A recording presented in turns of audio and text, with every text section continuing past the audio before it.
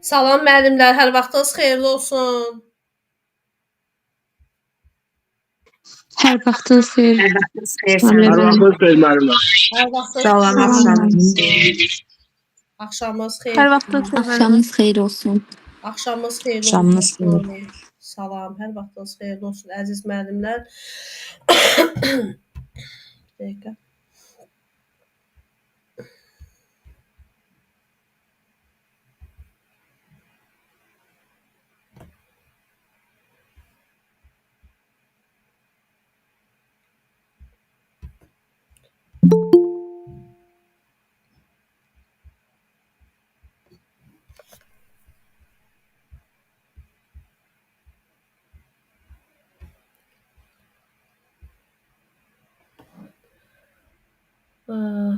Belə müəllimlər başlayaq.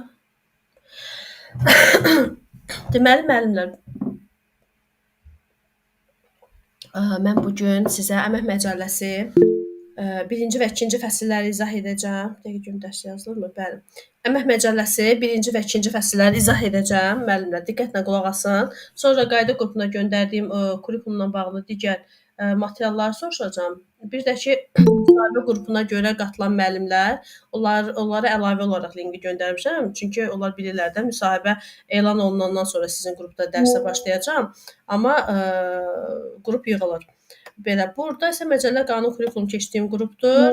Bunu əlavə olaraq sizə linki göndərirəm ki, siz ondan faydalanasınız. Kimə ki, müsahibəyə aid əlavə material göndərməmişəm, bu 500 min saat dərsdən sonra mənə yazın. Hansısa bir 2-3 müəllimə bu gün çatdırıb göndərə bilmədim. Dərsə yaxın qatıldılar. O mənə yazarsınız dərsdən sonra.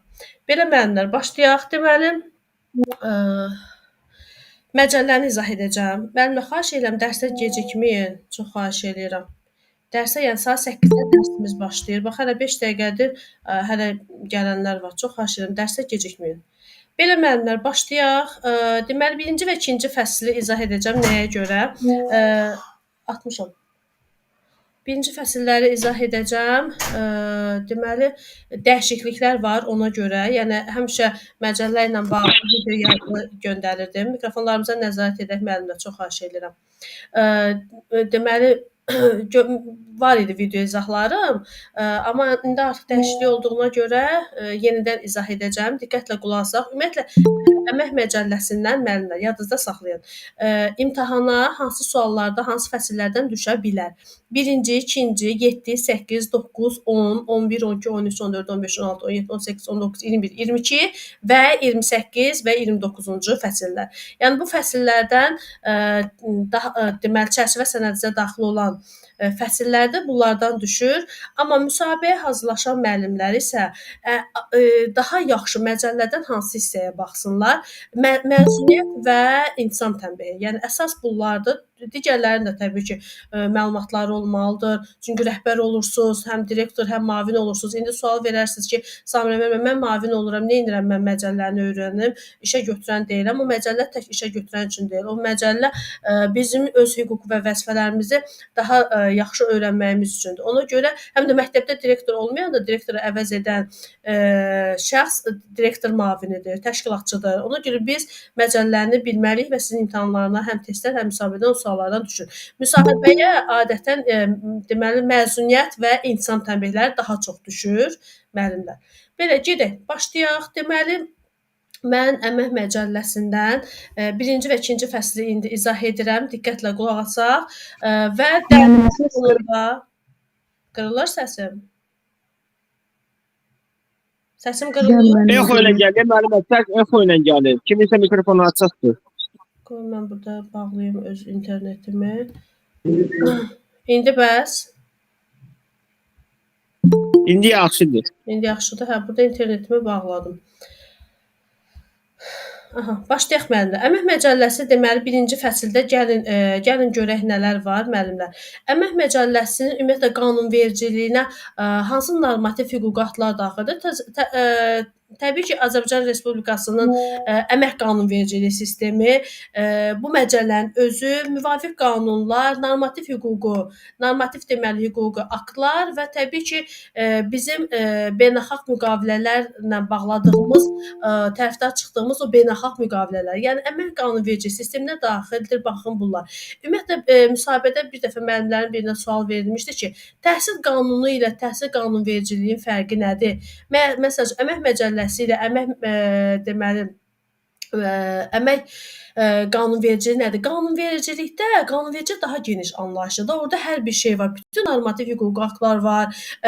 Bu məcəllənin özü var. Eləcə də təhsil qanunvericiliyində, yəni qanunla qanunvericiliyin fərqi odur ki, məsələn deyirik, təhsil haqqında qanun bir qanundur. Amma təhsil qanunvericiliyi dedikdə orada təhsil haqqında qanun, bütün normativ hüquqi aktlar və hətta bizim deməli tərəfdar çıxdığımız beynəlxalq müqavilələr, yəni qanunvericilik daha geniş anlayışdır.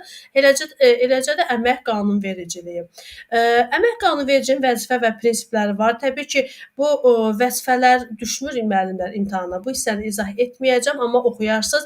Əsasən bu anlayışları, əmək məcəlləsində istifadə olunan anlayışları bilməyiniz deməli çox vacibdir. Müəssisə nədir, işə götürən nədir, işçi nədir, müəllimlər.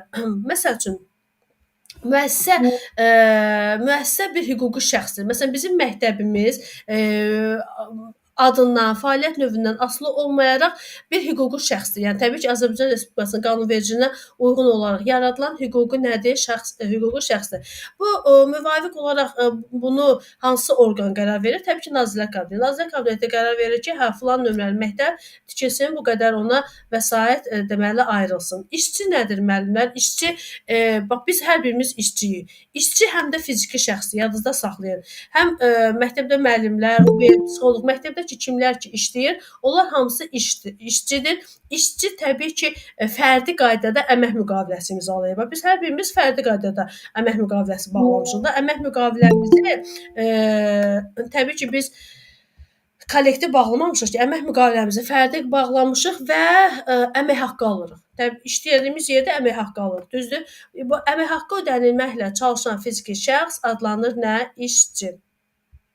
Dərsə gecikməyin müəllimlər. Adlanır nədir? İşçi adlanır.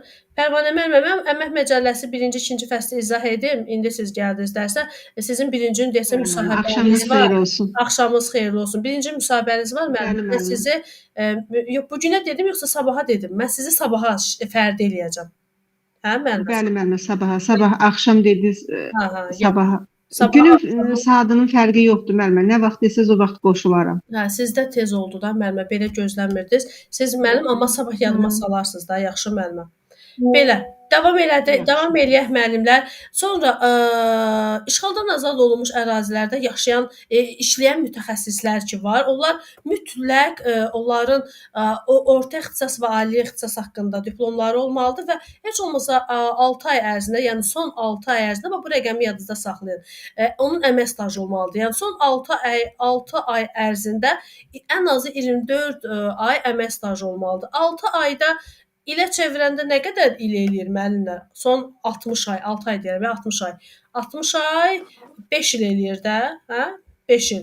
Son 5 il ərzində, bölürük 2-yə də, son 5 il ərzində 24 ay, yəni 2 il, heç olmasa onun orada əmək stajı olmalıdır ki, biz ona o həmin ərazilərdə işləyən mütəxəssis deyək. İşə götürən, məktəbdə işə götürən kimdir? Direktordur. Çünki tam fəaliyyət qabiliyyəti var. Tam fəaliyyət qabiliyyəti 18 yaş deməkdir. Tam fəaliyyət qabiliyyəti işə götürənin mütləq tam fəaliyyət qabiliyyəti olmalıdır. Yəni onun 18 yaşı tamam olmalıdır və işə götürənin hansı ki hüquqları var?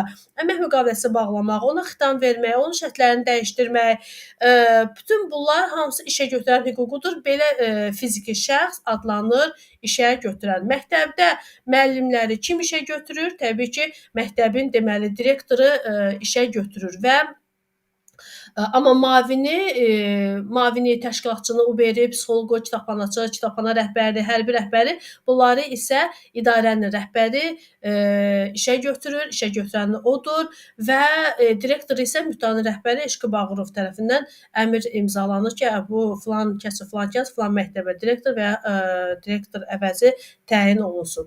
Əmək kollektivi müəllimlər, təbii ki, bax bizim əmək kollektivimiz var, düzdür? Biz işə götürənlə əmək münasibətində oluruq və biz bir müvafiq iş yerində, bizim bir müvafiq iş yerimiz öz işlədiyimiz məktəbdir, öz işlədiyimiz müəssisədir. Həmin o işçilərin birliyi adlanır nə? Əmək kollektivi və biz işləyərkən təbii ki, müqavilədə nələr ki qeyd olunub, məsələn elə iş yerləri var ki, orada kollektiv müqavilə, sazişlər nəzərdə tutulur. Məsələn bizdə də kollektiv müqavilə var, bu müəllimlərə də aiddir. Respublika Həmkarlar Təşkilatı ilə deməli bizim həmkarlar müqavilə imzalayır müəllimlər və o müqavilədə nələr ki əks olunur, o bizə də aiddir. Məsəl üçün biz yaxın bir qohumumuz rəhmətə gedib, biz deməli orada 7 gün yazılmışdı. 7 gün ərzində deməli biz ödənişsiz məzuniyyətdən istifadə edərik. Əgər kollektiv müqavilədə orada qeyd olunubsa, bizə o həmkarlar tərəfindən o ki maaşımız tutulur 2%. O kollektiv müqavilədə qeyd olunubsa, o bizim o ödənilə bilər. Bizim nədir o 7 gün işdə olmadığımız həmkarlar təşkilatı tərəfindən ödənilə bilər. Yəni baxaq kollektivdə kollektiv müqavilədə nələr razılaşdırılıb. Bunu siz əgər tanış olmaq istəyirsinizsə, çünki bu kollektiv müqavilə elə bir şeydir ki, bizim tərəfdən bir dənə müvəkkil təyin olunur. Məsələn, məktəbinizin həmkarlar sədri var. O bizim bütün kollektivin adından iştirak edir. O kollektiv müqaviləni, yəni hər bir məktəbdə olur bu kollektiv müqavilə. Sadəcə onu bir müəllimlərə göstərmirlər. Çünki orada çox şeylər var müəllimlər. Yəni siz onu tələb etsəniz, o müqavilə ilə tanış ola bilərsiniz. Çünki siz kollektiv müqavilə deyirsəz, əmək münasibətlərinin iştirakçılarsınız. Sizin və o kollektiv müqavilə ilə tanış olmaq bizim hüququmuzdur. Amma göstərmirlər. Yəni orada çox şey var. İstəsəniz bir dənə müqaviləni mən sizə göndərərəm dərsdən sonra. Amma Müəllimə, bəli, sual vermək olar bir dənə. olar, buyurun. Müəllimə, Həmkarlar İttifaqından çıxmaq olur, könüllü ərizə yazıb. Hə, çıxa bilərsiniz. Ümumiyyətlə sizi ora heç kim məcbur daxil edə bilməz. Siz ora ərizə yazıb daxil olursunuz. Əgər sizin ərizəniz olmadan daxil ediblərsə, bu qanunsuzluqdur. Çox vaxt da belə eləyirlər. Yeni işə qəbul olanları Heç bir xeyri yoxdur, müəllim, heç bir xeyri yoxdur bizə. bilirsiniz nə eləyin? Heç məktəbin direktoruna müraciət eləməyin. Gedin birbaşa mühasibatlıqda ərizə yazın. Əgər məktəb rəhbərliyi sizinlə bir tədbir görmürsə, görürsüz ki, sizin ərizənizə məhəl qoymur. Yəni o məktəb rəhbərliyi mühasibatlığa sizin ərizənizi təqdim etməlidir ki, o ərizənizə əsasən mühasibatlıq sizdən maaş artıq tutmasın. Əgər məktəb rəhbərliyi səhlənkar yanaşırsa, öz mühasibatlığa yaxınlaşın və siz sizin maaşınızdan tutulmasın. Amma mən məsləhət görmərəm müəllimə. Məsləhət görmərəm. Yəni Samira müəllimə, bir dənə söz deyim. Ondan sonra haqqımızı tələb eləmək daha yaxşı olar. Müəllim, biz nə edəcəm? Gedib nəsə istəyəcəm də, nəsə qopardacam ki, ürəyim rahat yox, olsun. müəllimə, sizin hüquqlarınızdır. Məsəl üçün biz əmək məzuniyyətinə gedirik 56 gün. Əmək məzuniyyəti bizim sağlamlığımızın bərpası üçündür, istirahət üçündür. Müvəqqəti olaraq biz işdən ayrılırıq və biz sanatoriyalardan, istirahət mərkəzlərdən istifadə edə bilərik və eyni qədər də bizim rayonlarımızda, istirahət mərkəzlərimizdə putyovkalar var. Bu putyovkaları çox çətinliklə verirlər. Yəni həqiqətən yəni bu sahədə boşluq var. Buna vaxt ayırmayaq müəllimlər. Kim əlavə məlumat istəsə mənim şəxsimə yazar, mən istiqamətləndirərəm ya da dərsdən sonra istəsəniz qrupa məlumat göndərərəm. Yəni gedib müraciət edin, durun, gedin putyovkalarınızdan istifadə edin. Putyovkanın da 20% qiymətini ödəyəcəksiniz. Məsəl üçün 3000 manatlıq bir putyovka alırsınızsa, onun 20%-ni ödəyəcəksiniz müəllimə. Yəni nə qədər eləyir? 600 manat pul eləyir.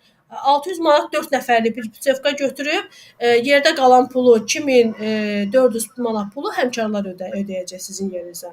Samira müəllimə, üzr istəyirəm. İncəlirsiniz, gəlirsiniz. Hə, buyurun. Bir şey deyim. Bir də kollektiv müqavilə dedizə müəllimlərə göstərmirlər də. O bütün təhsil müəssisələrində eyni şərtlər qeyd olunur, yoxsa Hamısında. Yəni indi həmin kollektiv müqavilə ilə həmin məktəb arasında hansı razılaşma vardı? O kollektiv müqavilənin hər bir məktəbin müqaviləsi var. Onu direktor onu bilir. Məktəbə də göndərilir. Yəni onu Sizdən tanış etmək. Deməli onda fərqlidir də, eləmi? Ayrı-ayrı məktəblər arasında razılaşmalar yoxsa necə? Orda müəllimə baxır da müqavilədir də müəllimə. Müqavilədə fərqlilik ola bilər, amma qanunun çərçivəsində, yəni qanundan kənarda yox, qanun çərçivəsində. Bəli.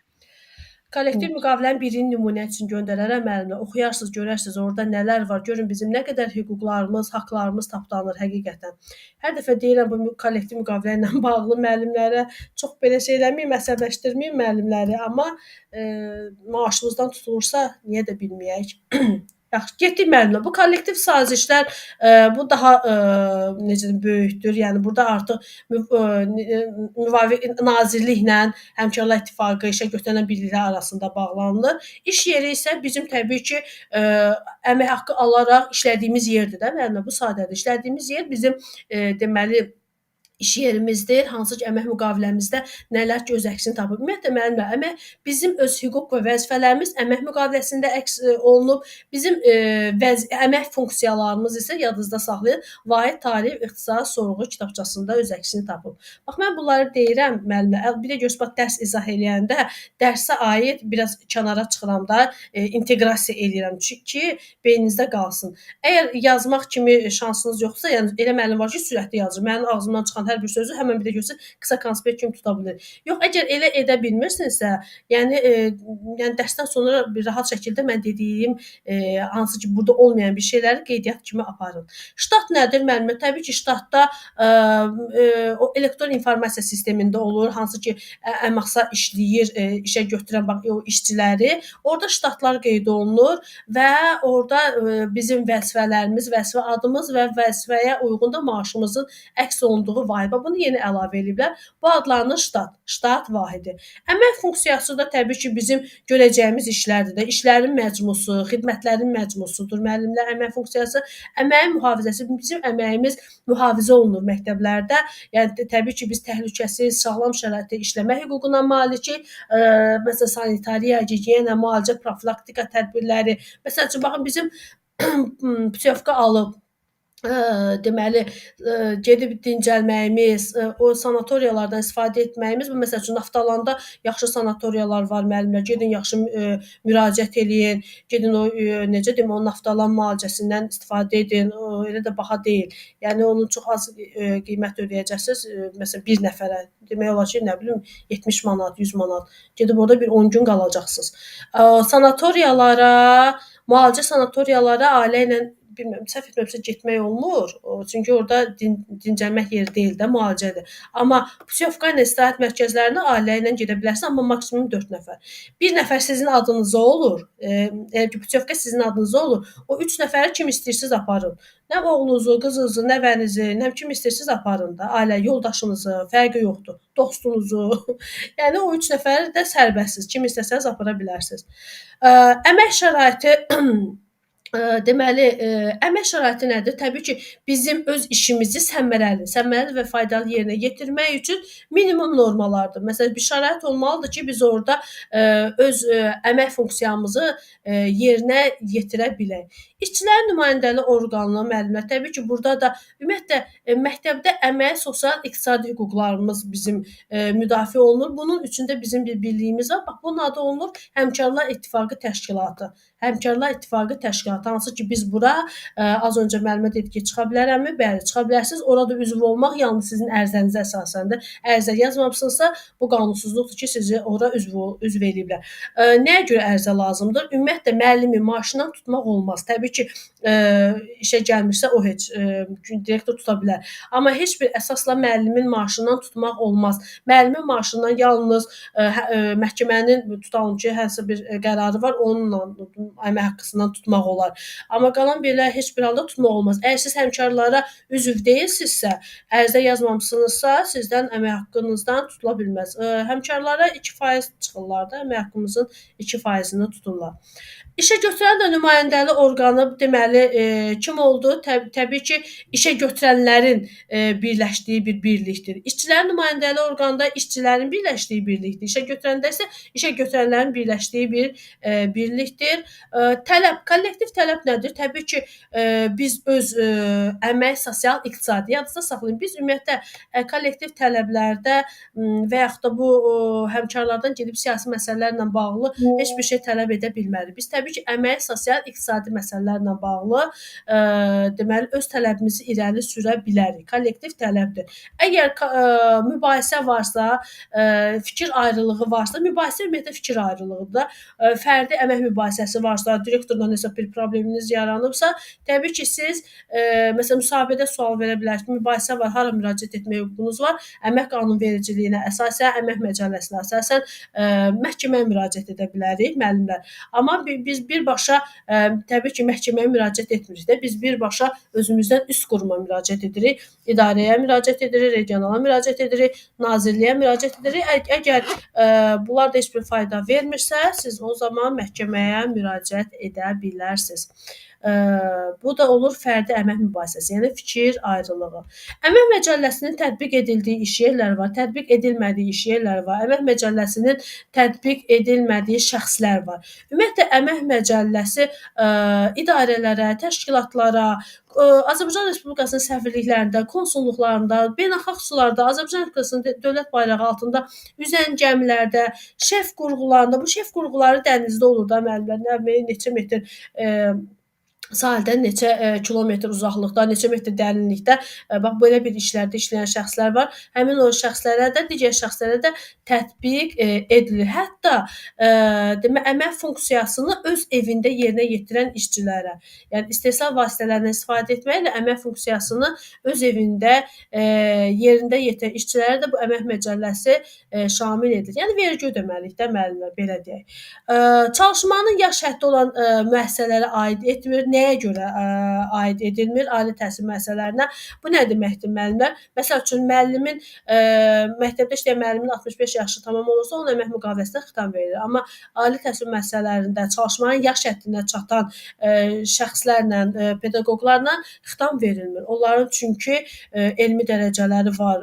Necə deyim, onlar bizdən daha yüksəkdir. Ona görə onlar daha uzun müddətli işləyə bilirlər. 65 yaş o çalışmanın yaş həddi onlara şamil edilir. Bir də Ələt Azad İqtisadi Zonası var ki, orada şamil edilmir. Nəyə görə? Çünki Ələt Azad İqtisadi Zonasının özünün deməli belə bir qanunu var, hansı ki o qanun da Azərbaycan Respublikasının qanun tələblərinə uyğun tənzimlənir. Həmin Ələt Azad İqtisadi zonasında əmək münasibətləri məhz həmin zona haqqında qanun var, ona uyğun deməli tənzimlənir.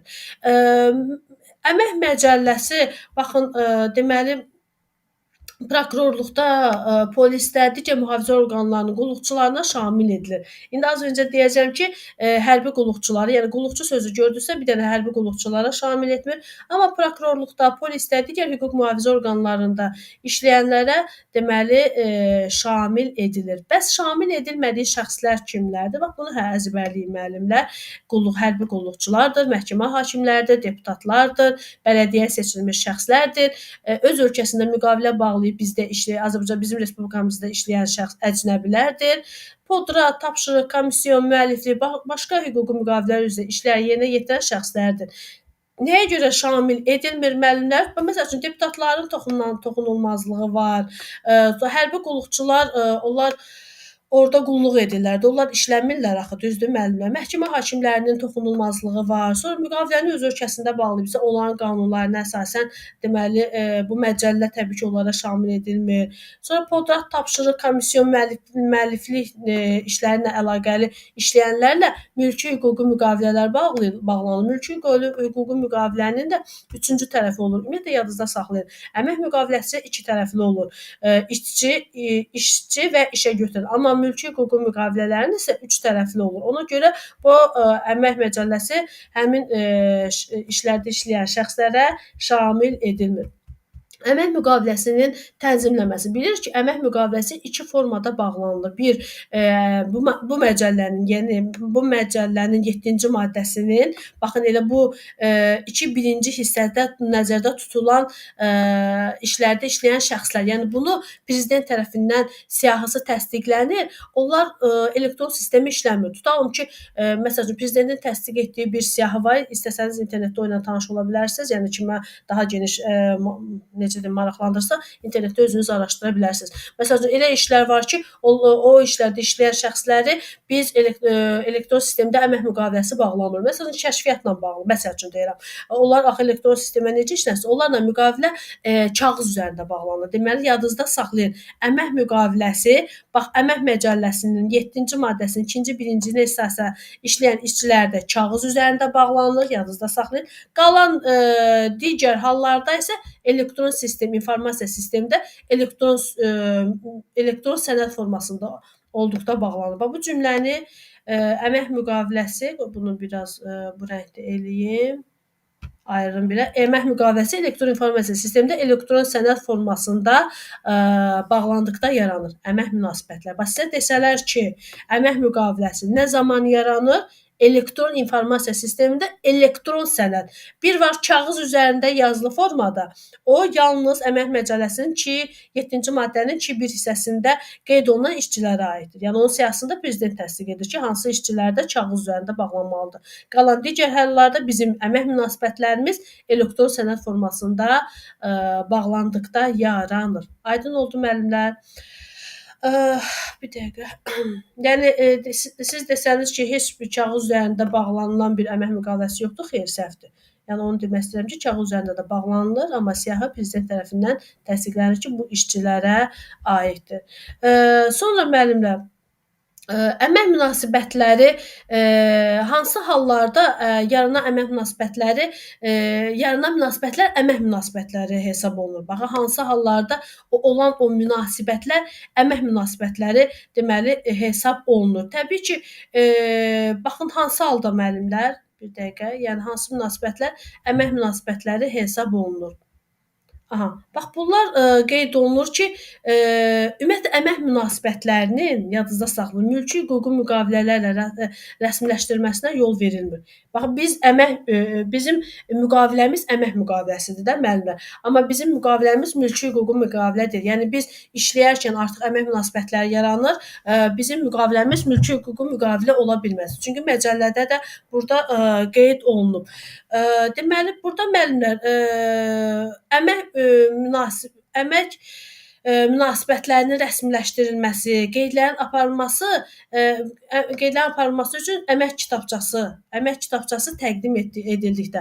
Ümumiyyətlə maddə 48-ci maddə nədir müəllimlər? Biz bu maddəni indi sizlə keçəcəyik. İndi mən bunu sizə deyim. Ümumiyyətlə biz deməli işə düzələrkən təqdim etdiyimiz sənədlər var. Bunu maddə 48-də qeyd edərəm. Məsəl üçün diplom, biz işə girərkən diplom veririk.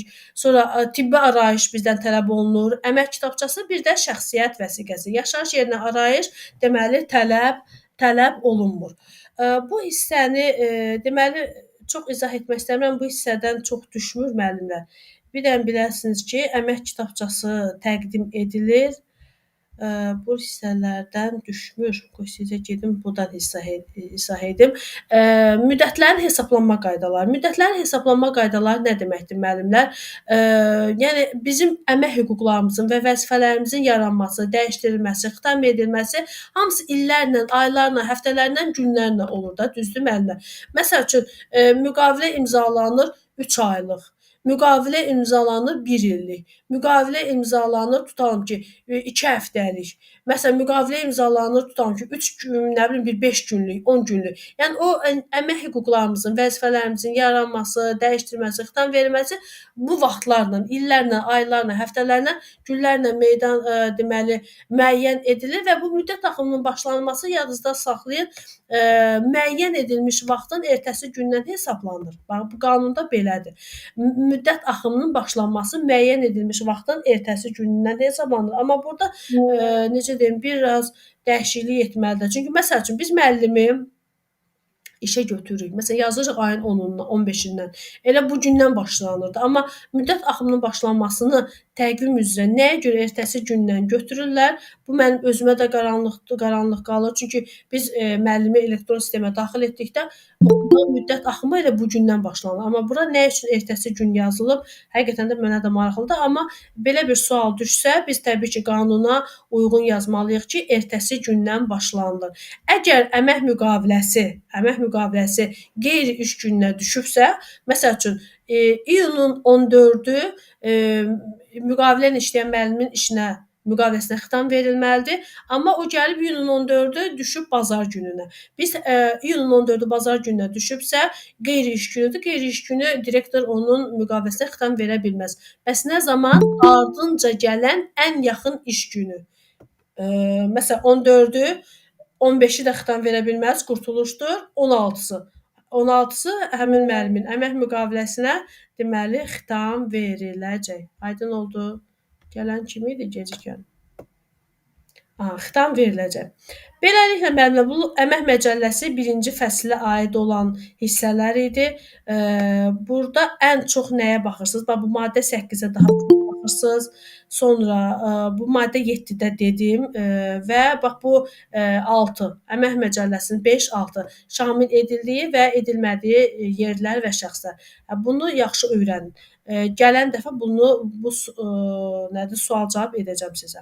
İndi keçirəm əmək məcəlləsi deməli 2-ci fəslə. Əmək məcəlləsi 2-ci fəsildə deməli nələr qeyd olunub? Bizim hüquq və vəzifələrimiz. Bax bu 2-ci fəsli yaxşı öyrənin müəllimlər. Çünki imtahanda bir dənə sualınız yadınızda saxlayın. Bax burada mən sizə deyirəm. Bir dənə sualınız hüquq və vəzifələrdir. Yəni çox yaxşı öyrənin. Həm ümumiyyətlə həm şagirdin, həm müəllimin, həm valideynin hüquq və vəzifələrini yaxşı öyrənin. Həm də işçinin və işə götürənin. Bu əmək müqaviləsində şagird, valideyn, müəllim deyə bir şey yoxdur da. İşçi var, işə götürən var. Çünki əmək müqaviləsi biz əmək münasibətləri zamanı əmək müqaviləsi bağlayırıqsa, deməli bu müqavilənin də iki tərəfi var. İşçi və işə götürən. Burada yalnız işçi və işə götürənin hüquq və vəzifələri öz əksini tapır. İşçinin minimum yaşı 15-dir, işə götürənin minimum yaşı isə 18-dir. Əmək müqaviləsi üzrə işçinin hansı hüquqları var? Təbii ki, baxın müəllimlər, bizim hüququmuz odur ki, biz ixtisasımız üzrə əmək müqaviləsi bağlayaq, əmək müqaviləsini xitam vermək üçün bir işə götürənə müraciət eləyək, iş vaxtında işləmə hüququmuz var, iş vaxtından artıq əgər işləsək, əmək haqqı tələb etmək hüququmuz var, əgər bizi artıq işlədirlərsə, təbii ki, bunu əmək haqqı alma hüququmuz var. Sonra müəyyən edilmiş minimum məbləğdən. Ölkədə minimum orta aylıq əmək haqqı bilirsiniz də nə qədərdir müəllimlər? Nə qədərdir orta aylıq, minimum aylıq əmək haqqı? Müəllimlər, ölkədə 145 manat. 345 manat. 345. Bəli. Elə bildim 200 dediniz. Bəli, 345 manat minimum əmək haqqıdır. Yəni tutalım ki, sizin indi bir obyektiniz olar, bir işdə bir onu yaxşı işlədərsiniz, orada bir xadimə götürərsiniz, ona 345-dən yox, 344 manat pul verəsiniz, yəni 345-dən aşağı. Gəlib sizə əmək müfəttişliyindən cərimə edəcəklər, çünki o işçinin hüquqlarını pozmuş olacaqsınız.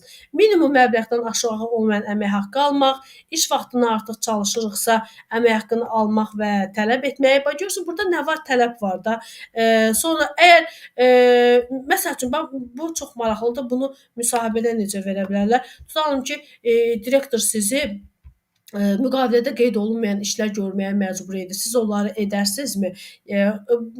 Belə bunu qanunla bağlaya bilərik ki, əmək müqaviləsi ilə müəyyən edilmiş əmək funksiyasına daxil olmayan işləri yerinə yetirməkdən imtina etmək mənim hüququmdur. Əgər qanunsuz bir hərəkət varsa, təbii ki, mən bunu imtina edərəm. Amma məktəb rəhbərliyinin bütün əmr və sərəncamlarının yerinə yetirilməsinə deməli yerinə yetirməyə biz borcluyuq. Amma qanunsuz əmək müqaviləmizdə qeyd olunmayan işlərə görə bizi işlədirlərsə, təbii ki, biz ondan imtina etmək hüququmuz var. Sosial yardımlar almaq müəllimlər, sosial yardımlar almaq bizim hüququmuzdur. Məsəl üçün, sosial yardımlar alıb nə edirsiniz? Həmkarlardan baxın, sosial yardımlar ala bilərsiniz. 30 manat, 50 manat, müqavilədə görə nə qədər qoyun. Keçən il 30-50 manat idi deyəsən. Hətta istifadə edən müəllimlər var. Tutalım ki, ailə vəziyyətinizlə bağlı, məsələn, bir də görürsünüz kimisə anası, atası, yaxın bir ailə üzvü rəhmətə gedir, həmkarlara müraciət edir, maddi yardım kimi 50 manat ala bilər. Və yaxud da nədir bu? əməliyyata gedirsiniz. Bax məsələn bu zamanda siz maddi yardımlar ala bilərsiniz. İş vaxtında çalışmaq təbii ki, bizim hüququmuzdur. Qısaldılmış iş vaxtında çalışmaq, ümumiyyətlə bu qısaldılmış natamam iş vaxtında çalışmaq haqqında biz maddə 90, 91, 92-də keçəcəyik. Müəllimlər yadınızda saxlayın, müəllimlər qısaldılmış iş vaxtında çalışırlar. 36 saat, həftəlik 36 saat, bir günə deməli biz bir günə 7 saat, 4 günə 7 saat, bir günə isə 8 saat. Biz bundan artıq bizi işlədə bilməzlər. Tutam ki, müəllimin 36 saat dərsi varsa, o müəllimə hər gün 8 saat salmaq olmaz. Çünki bu artıq aşır, əmək qanunvericiliyini aşır.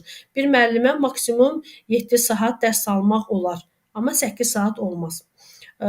Belə həftələr arası istirahət günlərindən istifadə etmək. Məsələn, bizim məktəbimiz 5 günlükdür, biz 2 gün istifadə edirik. Elə məktəblər var ki, 6 günlükdür, onlarda 1 gündür. Sonra ödənişli əsas məzuniyyətdən istifadə etmək. Ödənişli əsas məzuniyyət nədir ay müəllimlər? Yəni bizim ödənişli əsas məzuniyyətimiz 56 gündür. Amma əsas məzuniyyətin deməli əsas məzuniyyətin növləri var da müəllimlər. Əlavə məzuniyyət, bir də əmək məzuniyyəti. Əsas məzuniyyətin müddəti 21 gündür. Əlavə məzuniyyətlər bunlar haqqında məzuniyyət keçəndə daha ətraflı izah edərəm, vaxtımız getməsin. Ödənişli əsas məzuniyyətdən istifadə etmək, sonra o ödənişsiz təhsil, yaradıcılıq məzuniyyətindən istifadə etmək. Baxın burada görürsüz yazıblar. Əlavə məzuniyyət var. Uşaqların sayına görə, staja görə bunlar keçəcək. Sosial məzuniyyət var. Məsələn, hamiləlik və doğuşa görə sosial məzuniyyət, qismən ödənişli sosial məzuniyyət. Baxın görürsüz analıq məzuniyyəti adında yoxdur. Bir də görürsüz imtahana bilirsiniz nə düşür? Hansı adda məzuniyyət yoxdur. Məsələn, 2022-ci ildə düşmüşdür ki, yaradıcılıq elmi məzuniyyət. Orada görürsüz burada elmi məzuniyyət yoxdur. Təhsil və yaradıcılıq məzuniyyəti var. Adı elmi olan məzuniyyət yoxdur. Var əlavə sosial ödənişli təhsil məzuniyyəti. Bunlar haqqında məzuniyyətin növlərini keçəndə daha ətraflı keçəcək. Peşə hazırlığını artırma, yeni ixtisasa yiyələnmə, ixtisasını artırma. Bu bizim nədir? Hüquqlarımızdır. Sonra əgər bizim əmək funksiyamızı yerinə yetirərkən əmlakımıza, səhhətimizə ziyan dəyibsə, onun ödənilməsini tələb etmək. Bax bu nədir ay müəllimlər? Tutalım ki, birdən iş vaxtı pilləkənlərdən düşürdünüz, birdən də ayağınız büdrədi, nəsə yıxıldınız, nəsə oldu, həmkarlara müraciət etməlisiniz. O sizin müəyyən qədər xərclərinizi ödəməlidir. Yəni bəs həmkarlar biz üzvdür. Ümumiyyətlə həmkar məktəbdə var, həm həmkar var, həm pedaqoq şura var. Bu ikisi nəyə görə var? Pedaqoq şurada biz vəzifələrimizin icrası haqqında məsələləri müzakirə edirik, amma həmkarlar ittifaqında isə biz hüquqlarımızı. Bakı müavinləri müsahibəsində sual verilmişdi ki, bu iki dənə qurumun nəyə ehtiyacı var məktəbdə? Biri olsa bəsdir də. Xeyr, biri hüquqlarımızı, biri isə vəzifələrimiz üçündür. Sığortamız var, icbari sığorta olunma, bu və başqa digər sığortalardan istifadə etmək, hansılardır o sığortalardan istifadə? Məsələn, tibbi sığortadan istifadə etmək, müəllimlər, bilmirəm, yəqin ki, istifadə edəniniz var. Bunun üçün qeydiyyatda olduğunuz poliklinikaya müraciət edirsiniz xəstəliyinizlə bağlı və onlar sizi müəyyən istiqamətə yönəldirlər. İnsanlar var, gedirlər icbari tibbi sığortadan istifadə edərək əməliyyat olurlar, 1 qəpik də vermirlər. İndi özləri bilərlər, 50 manat, 100 manat həkimə bəlkə hörmət edərlər, amma sırf sığorta hesabına gedirlərsə, sırf ödənişsiz şəkildə bu sığortadan istifadə etməyə hüququmuz var. Kütləvi tədbirlərdə iştirak etmək, həmkarlar ittifaqına üzv olmaq, bunlar təbii ki, bizim hüququmuzdur. Məhkəməyə müraciət etməkdir. Sonra dövlət təminatı, işsizliyə görə dövlət təminatı almaq. Müəllimlər, baxın bu nədir? Bizim əmək haqqımızdan, yəni 0,5% işsizliyə görə vergilər tutulur. Yəni ora bizim ərizəmiz lazım deyil. Çünki dövlət bunu məcburi tutur. Məsələn, icbari tibbi sığortadır, onun üçün də məcburi tutulur. Bu nədir müəllimlər? Tutalım ki, birdən biz ixtisara düşsək, ola bilər də ştatlar ixtisarı olsun. Ştatlar ixtisarı olanda biz işdən çıxanda 6 ay ərzində iş tapana qədər dövlət bizə ödəniş ödəyir. Artıq 500-600 manat nə qədərsə puldur. Ola bilsin ki, ixtisara düşdük, siniflər bağlandı, müəllim də olmadı da dərs saatı. İxtisara düşəndə biz 6 ay ərzində işsizliyə görə dövlət təminatı ala bilirik. Bu pulu dövlət bizdə hardan alıb verir? Təbii ki, biz hamının əmək haqqısından hər ay 0,5% vergi tutulur. Araçlar almaqdır, bu bizim hüququmuzdur. Deməli, işə götürənin vəzifəsidir ki, arayış versin, işçinin hüququdur ki, arayış alsın. Arayışdır, xasiyyətnamədir. Yəni bizim iş yerimiz, vəzifəmiz, əmək haqqımızla bağlı gəlib arayış almaq bizim nədir? Hüququmuzdur və arayışlar da elektron qaydada veriləcək. Düz indi hələ o elektron sistemdə işlənilir. Var, elə bir punkt var. İndi hələ ki, amma heç kim real vaxt rejimində arayış ala bilmirdi. Amma inşallah ki, bu sistemi necə deyim, biraz təkmilləşdirsinlər. Biz də elektron qaydada arayış ala bilərik. Məsələn, mən universitetdə artıq magistraturanın ikinci kursunda oxuyuram. Birinci kursda oxuyanda nəsə mənə universitetdən arayış lazım oldu. İnanın mən o arayışı bitər aldım da. Dedim bu nədir ay Allah? O deyir mən oturub hazırlayacağam arayışı. Hazırlayandan sonra göndərəcəm rektora. Rektor sabah imzalayıb gətirəcək. Mənə də həmin gün lazım idi. Yəni çox çətinliklə arayış həmin günü bitəhər əldə elədim ki, mən sabaha gözləyə bilmirəm də, mənə bu günə lazımdır. Amma elektron sistemdə olsa, biz yalnız sima ilə elektron qeydiyyatdan keçmişik də, həmin qaydada real vaxt rejimində arayışı ala biləcəyik müəllimlər. Bunlar bizim hüquqlarımızdır. Bax, hamısını ala bilərik, tələb edə bilərik, seçə bilərik. Bax, bunlar hamısı nədir? Bizim hüquqlarımızdır. Amma hansını ki, etməliyik, məcburuq, bizim artıq vəzifəmizdir. Nizam-intizam qaydalarına əməl etmək. Bax, bu 500 min direktorların işə qəbulunda 6 oktyabrda düşən sualı idi. İntizam qaydalarına, müəssisənin nizam-intizam qaydalarına əməl etməliyik. Təhlükəsizlik normalarına əməl etməliyik. Hər bir şeyə məsuliyyət daşımalıyıq. Sonra kommersiya sirrini açıqlamalı deyilik. Dövlət sirrini də elə iş yerləri var ki, orada təbii ki, dövlət sirrini gizli saxlamaq lazımdır. İş yoldaşlarımıza hörmətlə yanaşmalıyıq. Onların mənafələrini pozmalı deyilik. Əgər məhkəmə qərar veribsə, hər hansı bir işlə bağlı biz onu yerinə yetirməyə borcluyuq və digər tələbləri, əmək qanunvericiliyinin digər tələblərinə əməl etməliyik, mütləq etməliyik. Bunlar nədir? Bunlar təbii ki, vəzifədir. Dövlət büdcəsində maliyyələşən müəssisələrdə çalışmanın yaş həddi bilir ki, 65-dir. 65 yaşımız tamam olandan sonra hər dəfə 1 ildən çox olmayaraq bizim müqaviləmiz uzadıla bilər. Bu müqavilənin 5 ildən çox uzadılmasına yol verilmir. Yəni 70 yaşında artıq əlvida. 70 yaşdan sonra da işləyə bilərik, xüsusi xidmətlərimiz olarsa. Məsələn, elə müəllim var ki, tutalım ki, nailiyyəti var, ordeni var, medalı var, dövlət təltifi var, əməkdar elmlər doktorudur, fəlsəfə doktorudur, yəni xüsusi nailiyyətləri varsa, artıq nəzərdə tutulmuş müddətdən artıq uzadıla bilər. Elə direktorum var ki, 70 yaşı var, hələ 70, 72, 73 yaşı var, hələ də işləyir, çünki elmi dərəcəsi var. Gedib doktorluq dərəcəsini alıb. Belə. Burada 15 və 2% məsələsi var. Bunu necə ayıracaqsınız? Müəllimlər, bu 15% regionun üzrədir. Bu 2% isə məktəb üzrədir. Tutalım ki, məktəbinizdə 100 müəllim var, onun 5-nin gəlib çalışmanın yaş həddinə çatıb. Bu çalışmanın yaş həddi bu deməli xadimələr. Müəllimə, keçən səfər dediniz də, müvafiq sahə üzrə desə, həmin sahə deyə bilər, bir də müvafiq sahə deyə bilər də. Keçən dəfə səsdə demişdiniz. Bəli. Həmin müəssisə deyirsə, həmin məktəbə aiddir. 100 müəllimdən 5-nin müqaviləsinin uzadılmasına gərəkirsə, onun 4-ü uzadılacaq. Üzr istəyirəm, 2-si uzadılacaq. 100-ün 2%-i 2 müəllim eləyir də. Qalan 3 müəllim ixtisara gedəcək. O 2 müəllimi də nəyə əsasən seçirlər? Təbii ki, peşəkarlıq, sertifikasiya, diaqnostik bal, nailiyyətlər, bax bunlar hamısı 2%. Amma 15% isə region üzrədir və ümumi sayının 15%-dən, yəni həmin sahə üzrə ümumi işçilərin 15%-dən artıq ola bilmir. Bu region üzrədir. Amma əsas buna baxırlar. Bax müəllimlər, yadınızda saxlayın. Həmin müəssisədirsə 2%. Sonra müəllimlər, təbii ki, ilk öncə dövlət büdcəsindən maliyyələşən müəssisələrdə müqavilənin uzadılmasına razılıq əsaslı, işçinin razılığı olmalıdır. Şübhə ki, işçinin razılığı yoxdur. Birinci, ilk olaraq məktəbdə dərs saatı olmalıdır. Dərs saatı həmin müəllimlərin dərs saatı 18 saatdan aşağı olmalıdır. Tutalım ki, 5 müəllimin 5 dənə məktəbdə riyaziyyat müəllimi var. onun birinin gəlib çalışmanın yaş həddinə çatıb, 65 yaşına çatıb. Ona nə zaman uzadılma verə bilər? O yerdə qalan 4 dənə müəllim var. Onun heç olmasa 18 saatları olsun. Onların əgər birinin 10 saat, birinin 15 saatı olacaqsa, o 5-ci, yəni çalışmanın yaş həddinə çatan müəllim uzadılmasına regional icazə verməyəcək. Çünki da işləyib də bəsdir də, qoy heç olmasa bunların da saatları olsun. Aydındır, qanunla icazə verməyəcəklər. Yerdə qalan müəllimlərin 18 saat dərsi olmalıdır. Birdən ola bilər ki, müəllimlər imtina eləsin ki, mən saat istəmirik də. Bir dəqiqə müəllimlərin belə şəhər məktəbləri elədir. Hamısı repetitorluqla məşğul olurlar, heç dərs saatı onlara sərf eləmir. Eləsi var ki, 6 saatımı ver, bəsimdir, heç olmasa 56 günlük məzuniyyətə çıxım. Qalan hamısı gedib hazırlıq keçirlər. Hüquqlarımız nədir ay müəllimlər? Təbii ki, işə götürən hüquqları əmək müqaviləsi bağlamaqdır, əmək müqaviləsini ləğv etməkdir.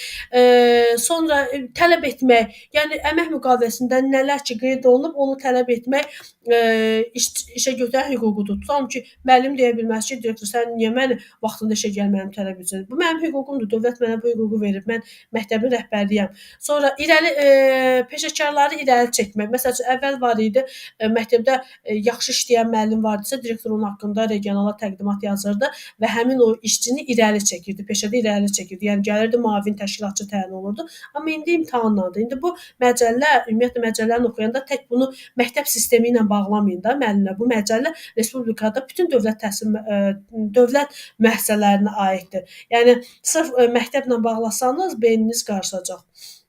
İnsan məsuliyyətinə cəlb etmək. Ümumiyyətlə məktəbdə nizam-intizam qaydalarını pozmuş şəxslərə kim insan məsuliyyətinə cəlb edə bilər? Yəni töhmət vermək, şiddətli töhmət vermək, əmək müqaviləsinin 4/1-dən çox olmayaraq tutulmaq, bir də 70-in içərisinə əsasən işdən çıxartmaq. Biz bunu 186-cı maddədə keçəcəyik Əmək Məcəlləsində.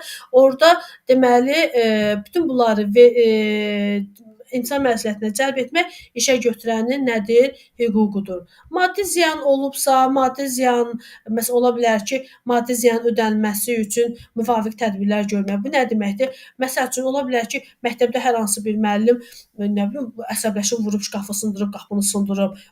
Həmin o müəllimlə mütləq müəyyən tədbirlər görmək işçinin nədir? İşə götürənin hüququdur. Ştatları ixtisar etmək, əmək şəraitini dəyişdirmək, ştatları ixtisar etmək, ştatları, struktur bölmələri ləğv etmək. Məsəl üçün, müəllimlər məsələn, direktor məktəbdə hansı ştatı tutalım ki, ləğv eləyə bilər, hansı ştatı əlavə eləyə bilər. Bunları əməsə ümumiyyətlə direktor işləyir də, müəllimlər. Bilir ki, bunu direktor işləyir və direktorun hüququdur ki, ştatların sayını ixtisar etsin, struktur bölmələrini ləğv etsin, əmək şəraitinin şərtlərini deməli dəyişdirsin. Müqavilə bağlamağı dedik, sınaq müddətini müəyyən etmək, bu da təbii ki, hüquqdur və işə götürən öz vəzifələrinin icra edilməsinə hər cür müdaxilə və mənafelərin edilməsi yol verilməzdir. Bu nə deməkdir? Müəllimə, tutalım ki, məsəl üçün, məktəbə icradan gəlib, məktəbi yoxlayır, olmaz. Məktəbi yalnız yoxlaya bilər nazirlik, məktəbi yoxlaya bilər regional, yəni məktəb ki, özündən hansı üst quruma tabedir, onlar yoxlaya bilər. Məktəbi gəlib polisdir, məktəbi gəlib icra nümayəndəliyi, bunlar yoxlaya bilməz. Və bunlar da deməli hüquqlarıdır və işə götürən də vəzifəsi, yəni etməli olduqları nədir müəllimlər? Hansı ki, işə götürən onu mütləq yerinə yetirməlidir. İşə götürən deməli mütləq normativ hüquqi aktların tələblərini yerinə yetirməlidir. Bax, görürsünüz, bu vəzifədir müəllimlər. Əgər əmək burada bir şey deyim, bir var əmək müqaviləsini ləğv etmə, bu hüquqdur. Əmək müqaviləsini isə pozmaq isə bu vəzifədir. Ləğv etmək hüquqdur. Əmək müqaviləsini pozmaq isə deməli bu isə vəzifədir. Öhdəlikləri yerinə yetirmək, öhdəliklərə əməl etmək, ərizə və şikayətlərə baxmaq.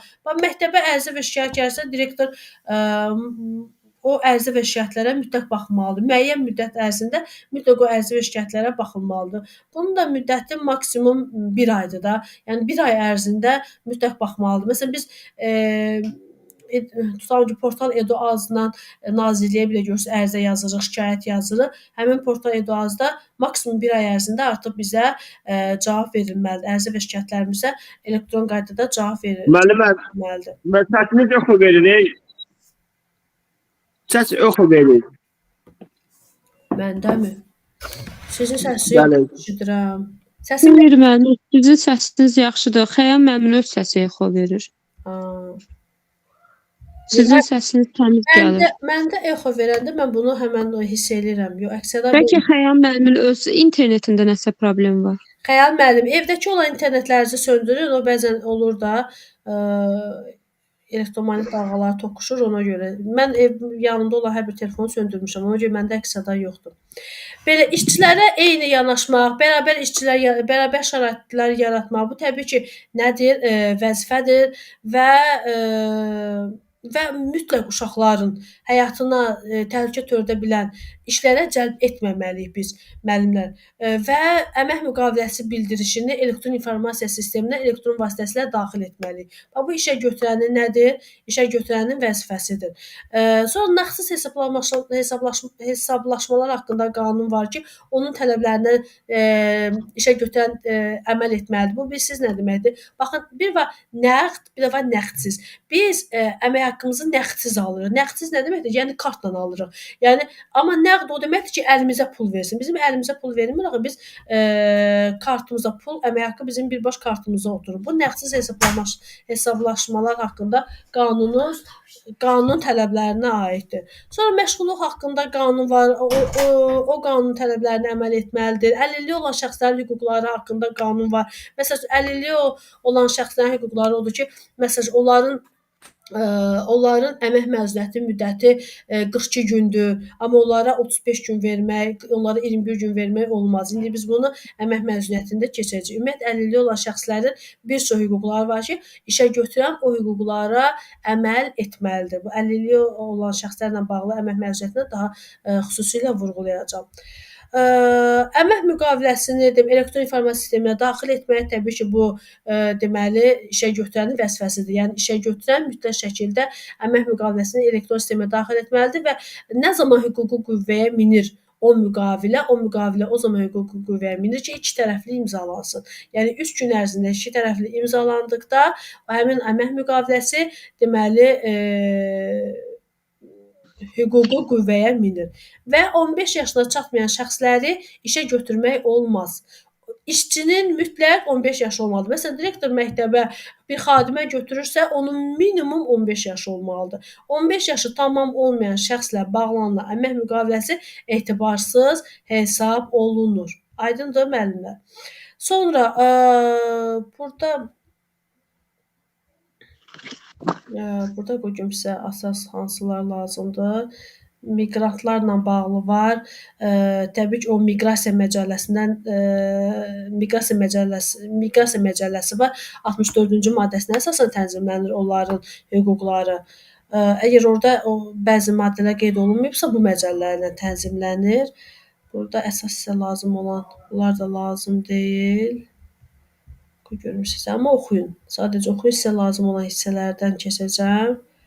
Dövlət nəzarəti bizim təbii ki, əmək qanunvericiliyinə dair o hüquqi aktların tələblərinin əməl olunmasına nəzarət edən bir orqan var. Bu hansı orqandır, müəllimlər? Dövlət nəzarəti hansı müvafiq icra hakimiyyəti orqanı tərəfindən həyata keçirilir? Müəllimlər, deyin görün, bizim o Əmək və əhalinin sosial müvəkkilliyi.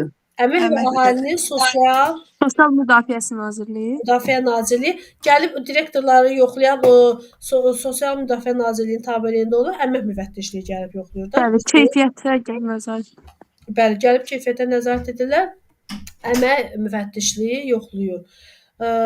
Sonra burada görürsək lazım olan hissələrdən əmək münasibətlərinin iştirakçıları ümumiyyətlə kimlərdir? Bunlar asan sualdır da.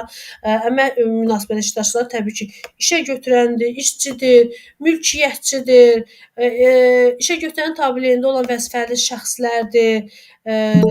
Sonra Həmkarlar İttifaqı nümayəndələridir. İşə götürən nümayəndəli orqanlardır. Yəni bunlar hamısı əmək münasibətinin iştirakçıları. Məsələn, biz direktor, müəllim, müavin, sonra ola bilsin ki, mülkiyyətçi. Mülkiyyətçi nə deməkdir? Ümumiyyətlə, təhsil haqqında qanunda da qeyd olundu ki, orada mülkiyyət növünə görə hansı təhsil müəssisələri var? Dövlət, bələdiyyə və özəl. təsisçisi, mülkiyyətçisi deməli özəl şəxslərdirsə, onlar da əmək münasibətlərinin iştirakçıları hesab olunur. Həmkarlar İttifaqının nümayəndələri, bunlar da deməli əmək prosesinin iştirakçıları hesab olunur və əmək münasibətlərində müəllimlər yadınızda saxlayın, ayrı seçkiliyə yol verilməzdir. Yəni məsələn fərqi yoxdur, qadın olsun, kişi olsun, ağdərli olsun, yəni qaradərli olsun, irqinə görə, dininə görə, millətinə görə, yaşayış yerinə görə, nə bilim kasıb varlıdır, əmlak vəziyyətinə görə, sonra hansı siyasi partiyanın üzvüdür. Bunların heç birinə görə ayrı seçkiliyə yol verilməli deyil və hüquqlarının onların məhdudlaşdırılması qəti qadağandır. Məsələn, keçən dərsimizdə idi bir müəllim dedi ki, Naxçıvanda belə bir yerdə məsələn orada az komplektli yaşayan bir xalqlara orada bir müəllim nəsə kobudluq eləmişdir. Həmin o ərazidə yaşayan xalqlarla bağlı. Bax görürsüz necə onlarla problem yaşanmışdı. Olmaz. Biz müəllim isə heç lap direktor müavini olmuruq. Biz müəllimik. Biz müəllim bu məcəlləni bilməliyik. Ümumiyyətlə bizim heç kəsin dini əqidəsinə, milliyyətinə, onların adət-ənənələrinə toxunmağa ixtiyarımız yoxdur. Hələ biz ali təhsilliyik, bunları daha yaxşı bilməliyik müəllimlər. Hətta buna görə şikayət olarsa, həmin müəllim mədəni davranış nümayiş etdirmədiyinə görə işdən azad da ola bilər. Sonra amma kimlərə verilən o üstünlük ayrı seçkili sayılmır. Baxın bunlar burada qeyd olunub. Bunlar hansılardır müəllimlər? Bax mən burada sizə deyim. Məsəl üçün qadınlardır. Bax bunu əzbərləyin. Qadınlardır. Bax hansını ki göy eləyirəm, bunu əzbərləyin. Qadınlardır. Əlilliyi olan şəxslərdir. Yaşı 18-dən az olan şəxslərdir. Sosial müdafiə ehtiyacı olan şəxslərdir. Bunlara güzəştlər, imtiyazlar, əlavə təminatlar müəyyən edilməsi, yəni ayrı seçkili hesab olunmur. Məsələn, əlilliyi olan şəxslərə əmək məzuniyyəti daha çox verilir. Qadınlara əlavə məzuniyyət verilir uşaqların sayına görə. Yaşı 18-dən olan aşağı olan işçilərin məsələn yaşı 15-16-ya qədər ki 42 gün, 16-18-ə qədər ki 35 gün əmək məzuniyyəti verilir. Amma ayrı seçkili hesab olunmur. Bizim qanunlarımıza əsasən minimum əsas əmək məzuniyyəti 21 gündür. Amma onlara görürsüz 35 gün, 40 gün verilir. Amma ayrı seçkilik deyil. Çünki qanunla müdafiə olunurlar. Sosial müdafiə ehtiyacı olanlar, məsəl üçün sosial müdafiə ehtiyacı olanlar kimlərdir ay müəllimə? Şəhid ailələri, müharibədə iştirak edənlər, əlillər, sonra övladını tək başına böyüdənlər. Bunların sosial müdafiə ehtiyacı var da. Bunlara ayrı seçkili hesab olunmur. Məsəl üçün respublika üzrə bu il nə qədər 4000 müəllimin əmək müqaviləsinə xitam verildi. Bu sertifikasiyadan keçmədiyinə görə. Təsəvvür edirsiniz müəllimlər. 4000 müəllimin əmək müqaviləsinə xitam verildi. Onlardan deməli başqa işlə təmin olunanlar oldu. Yəni sosial pedaqoq təyinatı alanlar oldu. Nəyə görə? Bax onların ailədə tək bu işləyir, az yaşlı övladı var, öhdəsində əlilliyi olan ailə üzvü var. Sosial müdafiə ehtiyacı var da. Dövlət ümumiyyətlə dövlət elə edir ki, qanunlar vətəndaşlardan üstündür. Əgər sosial müdafiə ehtiyacı olan şəxslər varsa, onlara bu edilən güzəştlər ayrı seçkili hesab olunmur. Əgər ayrı seçkiliyə məruz qalan işçi varsa, hara müraciət edə bilər? Heç də məhkəməyə. Məhkəməyə müraciət edə bilər. Məcburi əmək, müəllimlər, məcburi əmək nədir? Ümumiyyətlə biz əmək müqaviləmizdə nəzərdə tutulan əmək funksiyalarını yerinə yetirməliyik. Amma elə hallar var ki, məsələn, ölkədə hərbi vəziyyətdir, fövqəladə vəziyyətdir. Bu zaman bizə məcburi əməyə yol verilir. Bax yaddasan, hərbi vəziyyət, fövqəladə vəziyyət, bir də məhkəmənin bir hökmü var. Bunun icrası ilə bağlı dövlətin nəzarəti altında işlər görülməlidir. Bunlar məcburi əmək hesab olunmur. Qalan digər hallarda işçini məcburi əməyə cəlb etmək qadağandır. İşə götürən əgər məcburi əməyə işçini cəlb edirsə, təbii ki, insan məsuliyyətinə cəlb olunacaq. Uşaqlarla bağlı ay müəllimlər, baxın, uşaqlarla müntəzəm olaraq deməli işlərin görülməsinə qoyulan bir məhdudiyyətlər var ki, baxın bu yeni əlavə olunub. Uşaqlara qarşı cinsi istismar və ya cinsi zorakılıqla bağlı cinayətə görə məhkum olunmuş şəxslər uşaqlarla müntəzəm təmasla əlaqədar işə qəbul və təyin ola bilməzlər. Tutalım ki, belə bir bir cinayət işi törədib həmin şəxs, gedib yatıb, necə deyim, öz məhkumluğunu ödəyib, və çıxıb. Çıxandan sonra gəlib miqdə iştirak eləmək istəyir. Təsəvvür eləyin də, diplomu var. Olmaz, xeyr. Belə uşaqlara qarşı əgər belə bir zorakılıq edən bir şəxs varsa, həmin şəxslər məhkumluğu bitdikdən sonra belə gəlib uşaqlarla bağlı, yəni təhsil müəssisələrində işləyə bilməzlər. Artıq dövlət icazə vermir. Amma digər işlərlə bağlı tutam ki, məhkumluq yaşayıbsa, həmin məhkumluğu bitəndən sonra onların işə düzəlməsi Təhsil Nazirliyində fərdi qaydada baxılır. O da necədir? Məsəl üçün, həmin şəxslər miqdən keçə bilmirlər də, miqin qeydiyyatından keçə bilmirlər. Nəyə görə? Çünki o deməli orada sistemlər bir-biri ilə əlaqəli olur da. Yəni həmin o sistemin adı nə idi? Allah yadımdan çıxdı. Vergilər yox. Ay müəllimlər, kişi müəllimlər bir dənə kömək eləsin. O gedib məsəl üçün məhkumluq yaşayanlar harda qeydiyyatda olur? Adı dilimin ucundadır müəllimlər. Ədliyyə. Ədliyyə Nazirliyi. Mərkəzi Sosial Xidmət nədir? Ədliyyə Nazirliyi. Sağ olun müəllim. Potensiallarını belə. Ədliyyə Nazirliyi. Ədliyyə Nazirliyində onlar qeydiyyatda olurlar. Və Ədliyyə Nazirliyində ümumiyyətlə bax görürsüz hər bir sistemi elektronlaşdırmağa dövlət çalışır. Çünki sistemlər bir-birinə inteqrasiya olur. Ədliyyədə qeydiyyatda olan bu şəxslər miqdən keçəndə artıq sistemlər ki bir-birinə inteqrasiya olur, orada artıq baryer qoyulacaq. Həmin şəxslər gedib miqdə iştirak edə bilməyəcəklər. Onların yenidən tutam ki, diplomları üzrə işə təyin olunması üçün artıq nazirlikdə fərdi qaydada baxılacaq. Belə, bunları da dedik müəllimlər, Həmkarlar İttifaqını da dedik. Bir və işçilərin nümayəndəli orqanları, yəni işçilərin birləşdiyi orqan Həmkarlar İttifaqıdır. O da Həmkarlar İttifaqı haqqında qanun var müəllimlər. Bunu mən hər dəfə deyirəm ki, vaxt eləyim bir dənə bu qanunu özüm üçün oxuyum. Amma inanın ki, sonra yadımdan çıxır. Yəni bax orada hansı ki deyir ya bizim kollektiv müqavilə bağlanır. Hər bir şey orada baxın ətraflı yazılıb. Həmkarlar İttifaqı haqqında bir qanun var. Orada öz əksini tapıb. İşə götürən də nümayəndələr orqanları işə götürənlərin könüllü olaraq birləşdiyi bir birliklərdir. Sonra müəssisələrdə özünü idarə orqanları fəaliyyət göstərə bilər. Məsələn, biz orta məktəblərdə işləyirik.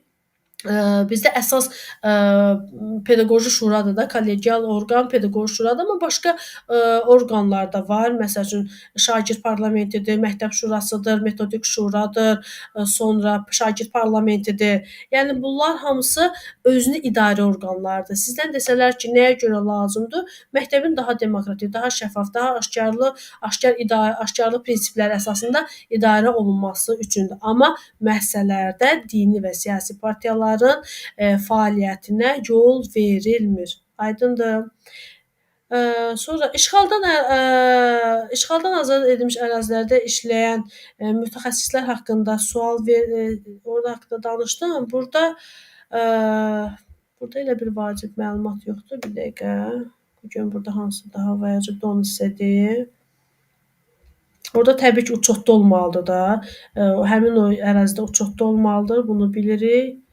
Da məskunlaşmalıdır, yaşamalıdır. Aranızda varmı gedib orada fəaliyyət göstərsin? Ya belə niyyəti olan varmı? Ümumiyyətlə orada gedib işləmək üçün müəllimlər, mən bir dəfə belə bir sistem görmüşdüm. Orada məktəblərdə işləmək üçün. Gedib nazirliyə müraciət edə bilərsiniz. Məsəl üçün bir məktəb direktoruna imtina edib orada getdi müəllim kimi fəaliyyət göstərdi. Yəni gedib müraciət edə bilərsiniz. Belə müəllimlər, Əmək Məcəlləsi 1-ci və 2-ci fəsli izah etdim. 1-ci və 2-ci fəsli. İndi mən sizə bir dənə link göndərirəm.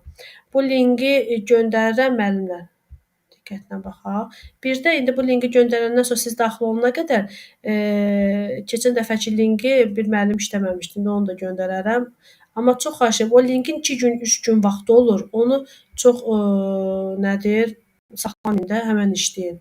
İndi burada mən müddəti çox da qoya bilərəm. Biraz müddəti gərək çox qoyum. Özüm müddəti çox qoymuram. Çünki mənim qruplarımda biraz fırıldaqçı şəxslər olur. Necə fırıldaqçı şəxslər olur? Yəni, götürürlər öz mən təlimçilərə görə mənim hazırladığım testlərdən keçirir. Elə şey olar ay müəllimə, bu mənim əziyyətimdir, zəhmətimdir. Həm də valla mən utanaram, kiminsə testlərindən istifadə edim valla. Bu necə utanmırlar. Nəysə, müəllimlər, WhatsApp-a da göndərəcəm. Diqqətlə qulaq asın. Deməli, təhsil haqqında qanuna aid sınaq işləyəcəyik. İndi WhatsApp-a da göndərəcəm. Göndərəcəm WhatsApp-a da. Ad soyad yazın, məni gözləyin.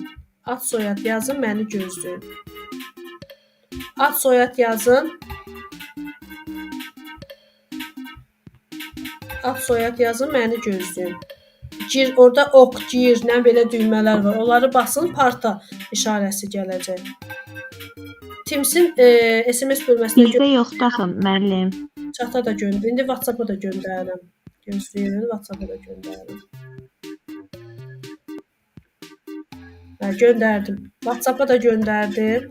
Amma buradan çıxmayın ha. Buradan çıxmayın. Çünki burada mən bilmədiyi sualları izah edəcəm. Aha. 16-17 nəfər daxil oldu. Keçən dəfə işləmişik də müəllimlər, bilirsiniz bunun işlənmə qaydasını. Daxil olun. Samirə müəllim, bizdə qrupda yoxdur axı. Hansı qrupda? Göndərdim axı. Bir dəqiqə. 500 minus. İnterneti söndürmüşəm, ona görə gəlmədi. Bir dəqiqə müəllimə. Siz burada SMS bölməsini tapa bilmirsiniz, hə? Mitdə. Tapa bilirəm, ora da göndərmisiniz, fikir vermədim. Ora göndərdim. Bəli, gəldi. Gəldi. Bu telefonumun internetini açım, ona görə.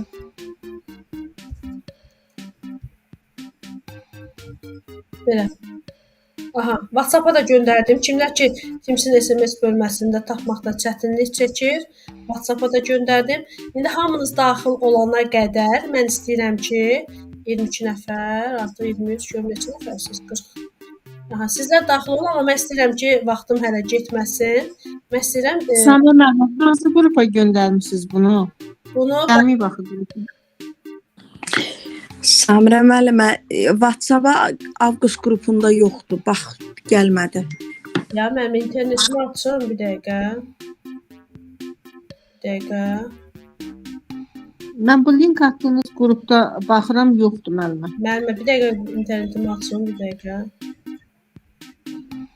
Bir dəqiqə. Baxın. Görün internetim bağlıydı. Görün gəldi.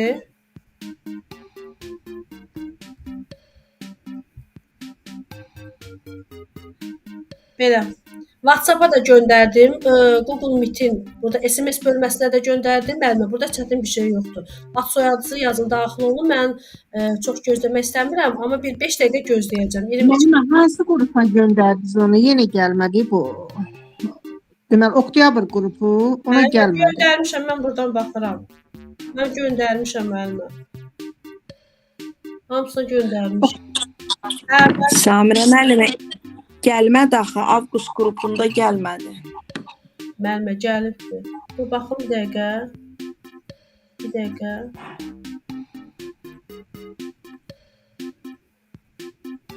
Heç bir qrupa gəlməyibdi müəllimə. Mən dolan qrupa. Baxın bir dəqiqə. Qruplara qarşı. Müəllimə qrupu var. Siz mənim o qədər qrupuma olursunuz. Bir dənə baxın müəllimə. Qayda qrupunda deyil amma bu birindədir. Bir dəqiqə, bir dəqiqə. Mən çaşıb şey göndərmişəm. Ay Allah, ay müəllimlər, mən Google Meet-i göndərmişəm. Google Meet-i göndərmişəm. Bir dəqiqə. Hə, göndərdim. İndi göndərdim. Çaşıb Google Meet-i göndərmişəm. Ona görə tapmırsınız. Google Meet-in linkini çaşıb göndərmişəm. Ona görə tapa bilmirsiniz. Hə, indi göndərdim. Belə, müəllimlər daxil olana qədər 15 dəqiqə işləmişə qədər nədir? Gözləyəcəm. Mən istəyirəm ki, burada Pərvanə müəllimə siz bir dənə mikrofonu açın, zəhmət olmasa. Müəllimlər Google Meet-in şeyini göndərmişdim, ona görə tapa bilmirdiniz. Qaldı göndərdim. Buyurun müəllimə, açdım. Hə, necəsiz Pərvanə müəllimə? Çox sağ olun müəllimə, necəsiz? Yaxşıyam, sağ olun. İnşallah sabah, inşallah saat 8-ə hazırlaşır müəllimə. Saat 8-ə, yaxşı? Aha. Mən sizi Yaxşı. fərdi edəcəm, çünki siz birinci müsahibəyə gedirsiniz. Müəllimə, siz 150-yə qədər minus idi də, direktorların işə qəbulu idi. Düzdür? Bəli, müəllimə. 150-yə qədər. 150-yə qədər. Deməli, Pərvanə müəllimə, özünüzü təqdim etməyə Bəli. hazırlamısınız? Özünüzü təqdim etməni. Bəli, müəllimə, hazırlamışam. Bir dənə təqdim edin. Bilmirəm. Özünüzü təqdim etməyə hazırsınız, yoxsa sabaha saxlayaq? Edərəm müəllimə, problem yoxdur. Onda siz Həsənova Pərvanə. Aha, Bəli. deyil. Həsənova Pərvanə Şakir qızı 1983-cü il oktyabrın 1-də Bərdəranın Uğurbəyli kəndində Ziyalı ailəsində anadan olmuşam. 1989-cu ildə Uğurbəyli kənd tam orta məktəbinin 1-ci sinifinə daxil. Müəllimə, vacibdir onu Birinci demək. sınıfı deyil. Yox. Birinci sınıfı neyinir? Onlar sizin orada nə lazımdır? Şəxsi keyfiyyətləriniz lazımdır. Sizin nailiyyətiniz lazımdır. Ay birinci sınıfa girdim, bağçaya getdim, qurtardım. Bunlar lazımdır. Aha. Deməli, 2000-ci ildə məktəbi bitirən ili deməli Azərbaycan Respublikası Elm Təhsil Mərkəzi Təfəkkür Universitetinin Filologiya Fakültəsinin qiyabi şöbəsinə daxil olmuşam. Qiyabi oxuduğum müddətdə Uğurbəyli kənd tam orta məktəbində laborant, sonra isə psixoloq kimi çalışmışam. 2005-ci il universiteti bitirdikdən sonra həmin məktəbdə coğrafiya müəlliminə ehtiyac olduğu üçün mən Azərbaycan Müəllimlər İnstitutunun Mingəçevir filialında ixtisas artırma kursuna göndərildim. Kursu bitirdikdən sonra coğrafiya müəllimi kimi fəaliyyətə başladım. Həmin vaxtdan indiyənə kimi məktəbdə coğrafiya müəllimi işləyirəm. İşlədiyim müddətdə çalışmışam ki, coğrafiya fənnini uşaqlara sevdirim, həm valideynlərlə, həm uşaqlarla düzgün ünsiyyət qurmağa çalışmışam. Eləcə də kollektivimizin daimi hörmətini, rəğbətini qazanmağa çalışmışam. Ailəliyəm, bir övladım var, Bərdaran Uğurbəyli kəndində yaşayır. Aydın oldu, əfsanə müəllimə. İndi mən Pərvanə müəllimə üzr sayın. Pərvanə müəllimə, mənim ağlıma bir sizlə sual gəldi. Bir dəqiqə, burada niyə 3 nəfərdir müəllimlər? Kimlər ki, daxil olmaqda çətinlik çəkir, başqa ad yazsın. Eyni adından daxil olmuyor. Çünki onda sistem qəbul edə bilməyəcək. Daxil olub çıxmısınızsa, yanına bir nöqtədən, bir rəqəmdən qoyun. Və yaxud da ev yox, başqa ad yazın. Çünki eyni adla daxil olanda, daxil olub çıxmısınızsa qəbul eləməyəcək. Sonra ə-ni eynən yazın. Bir də görürsünüz, sizin telefonunuzda bu ə, i, ö qəbul eləmir. Pərvanə müəllimə, mənim bir sizlə sual ağlıma gəldi. Bax, siz həm laborant, psixoloq işləmisiniz, sonra coğrafiya müəllimi işləmisiniz. Yəni, siz özünüzü daha çox sahədə uğurlu bilirsiniz ki, indi də müavin direktor olmaq istəyirsiniz. Mən özümü müəllim olduğum müddətdə belə deyək də, müəllim olduğum müddətdə mənim heç bir uğursuz fəaliyyətim olmadı da. İndi də mən özümü lider kimi görürəm. Yəni o bacarığı, potensialı özümdə hiss edirəm. Belə deyək, bu mənim çoxdankı arzumdur. Hətta mənim atam 30 il direktor işləyibdi. Yəni bu mənə belə deyəm də yad bir peşə deyil. Peşə deyil. Çünki evdə, sizin evinizdə lider bir şəxs olub, ondan təbii ki, müəyyən bir məsələləri öyrənmisiniz, istər-istəməz o ailədə böyümüsünüz və Pərvanə müəllimə, deməli, bax, siz müsahibəyə girəndə necə olur müəllimə? O müsahibədə ki, sizi hansı komissiya ki, sizdən müsahibə götürəcək ya, onları gözünüzdə böyütməyin. Siz nə edin? Gəş onlar nədir? Onlar da mənim kimi işçidirlər də. Onlar da yəni ay falan sual verərlər, bilmərəm. Belə məsələni böyütməyin. Sual verəcəklər, biləcəm, bilməyəcəm, olmasın, başqa sualı verərlər. Yəni beyninizi tomuzlamayın da, həyəcanlanmayın müəllimə, yaxşı? Çünki həyəcanlananda bildiyiniz suala belə cavab verə bilməyəcəksiniz. Onları özünüzdə üstün bilməyin. Siz özünüz onlardan üstünsünüz. Onda ürəyiniz... İnanmıram ki, mən həyəcanlanmıyorum. Mən çox həyəcanlı biriyim əslində. Həyəcanlı birisiniz, müəllimə, bu hiss olunur. Sabah danışarıq müəllimə, yaxşı? Sabah inşallah. Samira müəllim, bağışlayın, sual verə bilərəm? Mənə? Hə, buyurun. Müsahibəyə gedən müəllim hansı regionaldır? Qarabağ regional müəllim. Uğurlar müəllimə, uğurlar. Çox sağ olun. Başladı Qarabağ regional. Orada test mərhələsi oldu. İmtahan oldu da 6 oktyabrda 500-ə. Bəli, mən özüm də Qarabağ regional. Allah yaxşısa da oğlan. Amma mən 150-yə qədər olanı götürmüşdüm. Bizdə imtahan deyil, təkcə müsahibə. Bəli, 150-yə qədər Xeyirli olsun. Direktorların işə qəbulunda yalnız müsahibədir. Belə başladıq müəllimlər, başladıq. 30 35 36 nəfər var. Belə bir dəqiqə başlayırıq. Kimlər ki daxil ola bilməyib, xahiş eləyirəm. Birdən müəllim, bu mənə belə anidən gəldi. Bu əslində mən müavinliyə istəyirdim verəm. Hələ vaxtım var idi. Qəfildən elə elan olunanda Ev yox da müəllimə, təzə müavinliyə də gedərsiniz də, təcrübə qazanırsınız. Nəyə pisdir ki, təcrübə qazanırsınız. Görək də necə olar. Belə başlayıram. Başlat düyməsi basıram. Təhsil haqqında qanuna aid 10 dənə sual hazırlamışam müəllimlər. Belə. Niyə 33 nəfər oldu? Kimlər deyə çıxdı ki? Kimlər ki işləyə bilməyəcək, narahat olmayın. Sonradan qrupa göndərəcəm, işləyərsiniz. 1 2 3.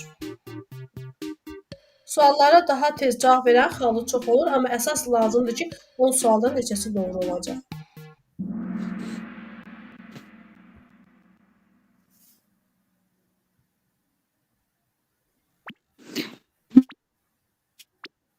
Mən niyə qoşula bilmirəm? Ad deyir yaz, adı yazıram, qoşula bilmirəm. Başladıq. Müəllimə, görün nə qədər müəllim qatılıb. Yəqin nəsə düz eləmirsiniz.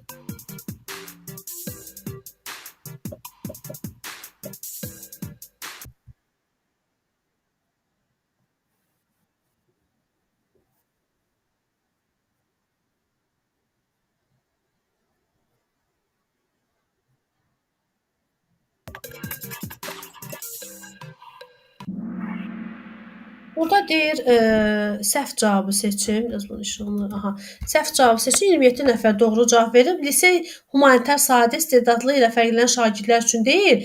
Lisey bu humanitar sahədə olan istedadlı ilə fərqlənən şagirdlər üçün olan məktəb gimnaziyadır müəllimə. Bu lisey deyil.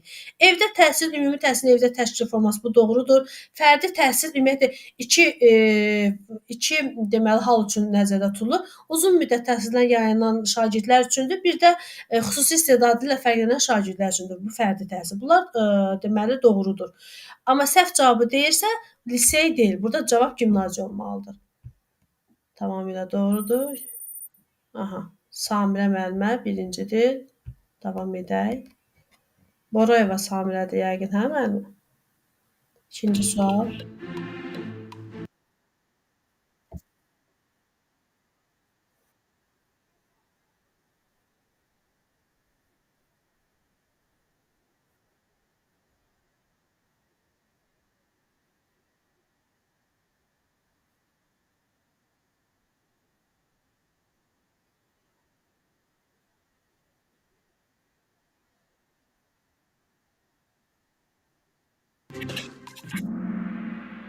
...24 nəfər doğru cavab verib. Burada tədris planı fənləri və dərsdən kənar məşğələyə ayrılan saatların miqdarıdır. Tamamilə doğrudur.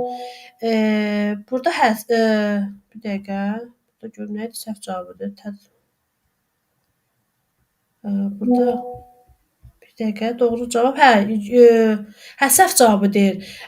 Deməli, lisey ibtidaidə olmur. Göylə olan deməli səhvdir. Lisey yalnız ümumi və tam ortada olur müəllimlər. Bu tədris planı doğrudur. İnformat təhsil özünü təhsil yoludur. Bax 500 minusda bu sual düşmüşdür. Qeyri-formalda dövlət sənədinin verilməsi ilə müşahidə olunmur. Bunlar doğrudur. Səhv cavabı deyil. Burada ibtidaiyə görə doğru deyil. Liseylər ümumi orta ilə tam ortaya aiddir müəllimə. Yadınızda saxlayın. Ümumi orta ilə tam orta. Üzrlü sayın, ekran görünmür. Məndədir, yoxsa hamı da belədir? Bir dəqiqə baxım. Bir dəqiqə, yaxşı. Ümumiyyətlə, ekran paylaşımı dayanan kimi mənə deyin. Aytən müəllimə birinci oldu. Getdik davamı.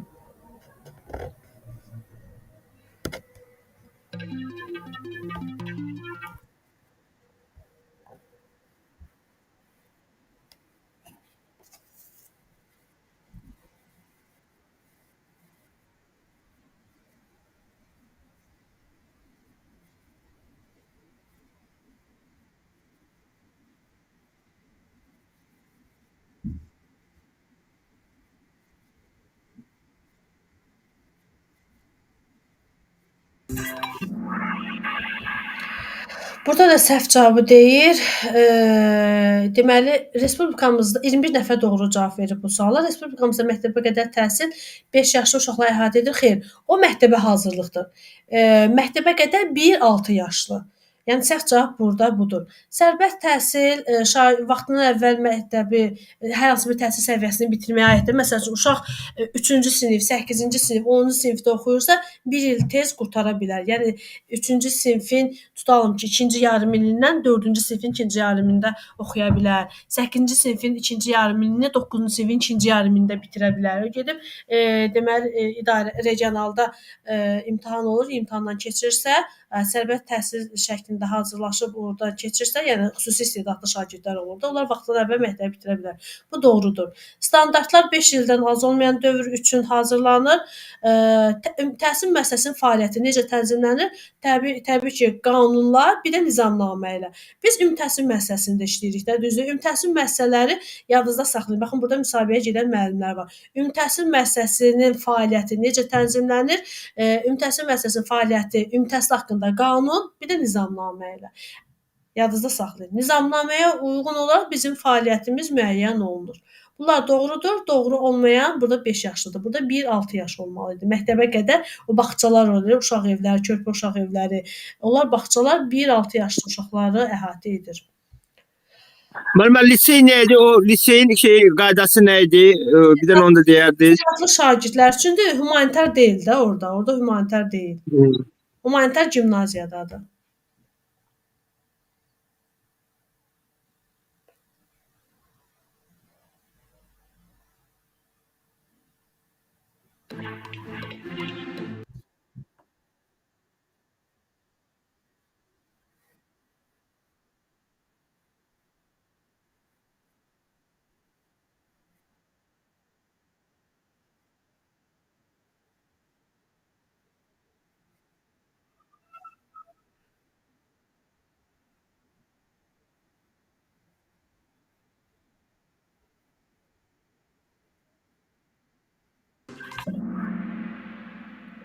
Burada 26 nəfər maşallah yaxşı oxumusunuz təhsil haqqında qanun deyir. Təhsil sahəsində dövlət siyasətinin prinsiplərinə əsasən uyğunluğu. Baxın, testləri oxuyanda diqqətli olun müəllimə. Uyğunluq bir də uyğunsuzluq deyil. Keyfiyyətlilik təhsilin mövcud standartlara uyğunluğu, bu doğrudur. Təhsil müəssisəsinə deməli təhsil müəssisəsinin muxtariyyətinin artırılması, burada 2 dənə doğru cavab götürmüşəm. Bir dəqiqə. Hə, burada 2 dənə doğru cavabdır müəllimlər. İkisini də yəqin ki, götürmüsünüz, hə? 2 dənə doğru cavabdır. Müəllim, mən birini götürmüşəm, mənə ekranda görsəndi ki, götürmüşdüm. Demokratik Mən gördüm. mən də keyfiyyətlilik götürmüşəm. Mənə yazıldı ki, qismən doğru cavab. Hə. Mən ikisini də götürdüm sonradan. A'ya baxdım, gördüm qırmızı da doğrudur, onu da götürdüm. Başa düşə bilmədim. O görə yazamadım. İndi mən sizə İkisi doğrudur.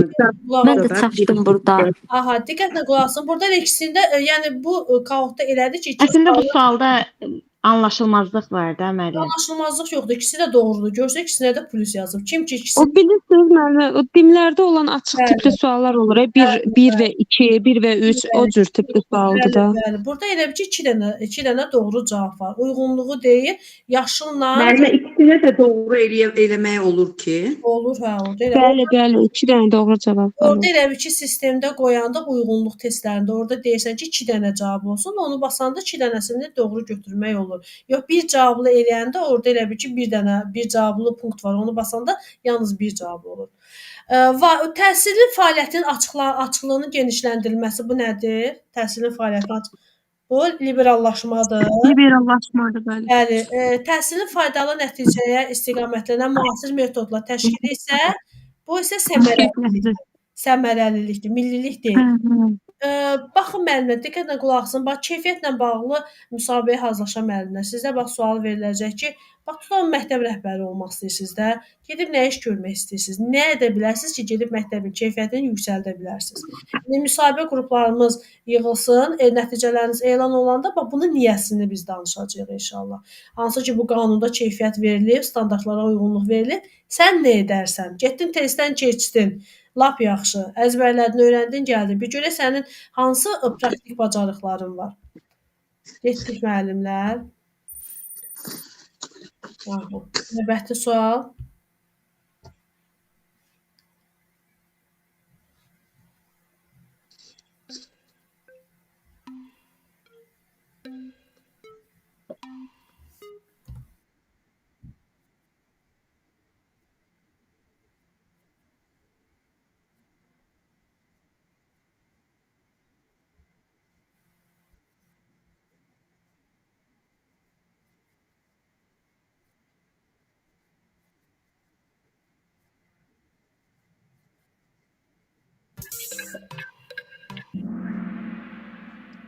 Burada uyğunsuzluğu deyir müəllimlər. Bu gün burada hər bir vətəndaşa təhsil alma imkanlarının təminat vermək. Hə, təhsilin məqsədi nədir müəllimlər? Təhsilin məqsədi şəxsiyyət, vətəndaş yetişdirməkdir. Sonra mütəxəssis kadr hazırlamaqdır. Biz həmin şagirdlərimizi əmək fəaliyyətinə hazırlayırıq. Bu təhsilin məqsədi. Yəni uşaq məktəbə gəlir, biz onu təkcə dərs vermirik də, həm də biz onu şəxsiyyət kimi, azərbaycançılıq ideyalarına sadiq olan şəxsiyyət kimi yetişdiririk. Əmək fəaliyyətinə şagirdləri hazırlayır. 15 yaş tamam olan şagirdlər artıq gedib əmək fəaliyyəti ilə məşğul ola bilərlər. Yəni attestat artıq onların əmək fəaliyyəti ilə məşğul olması üçün əsas sayıla bilər.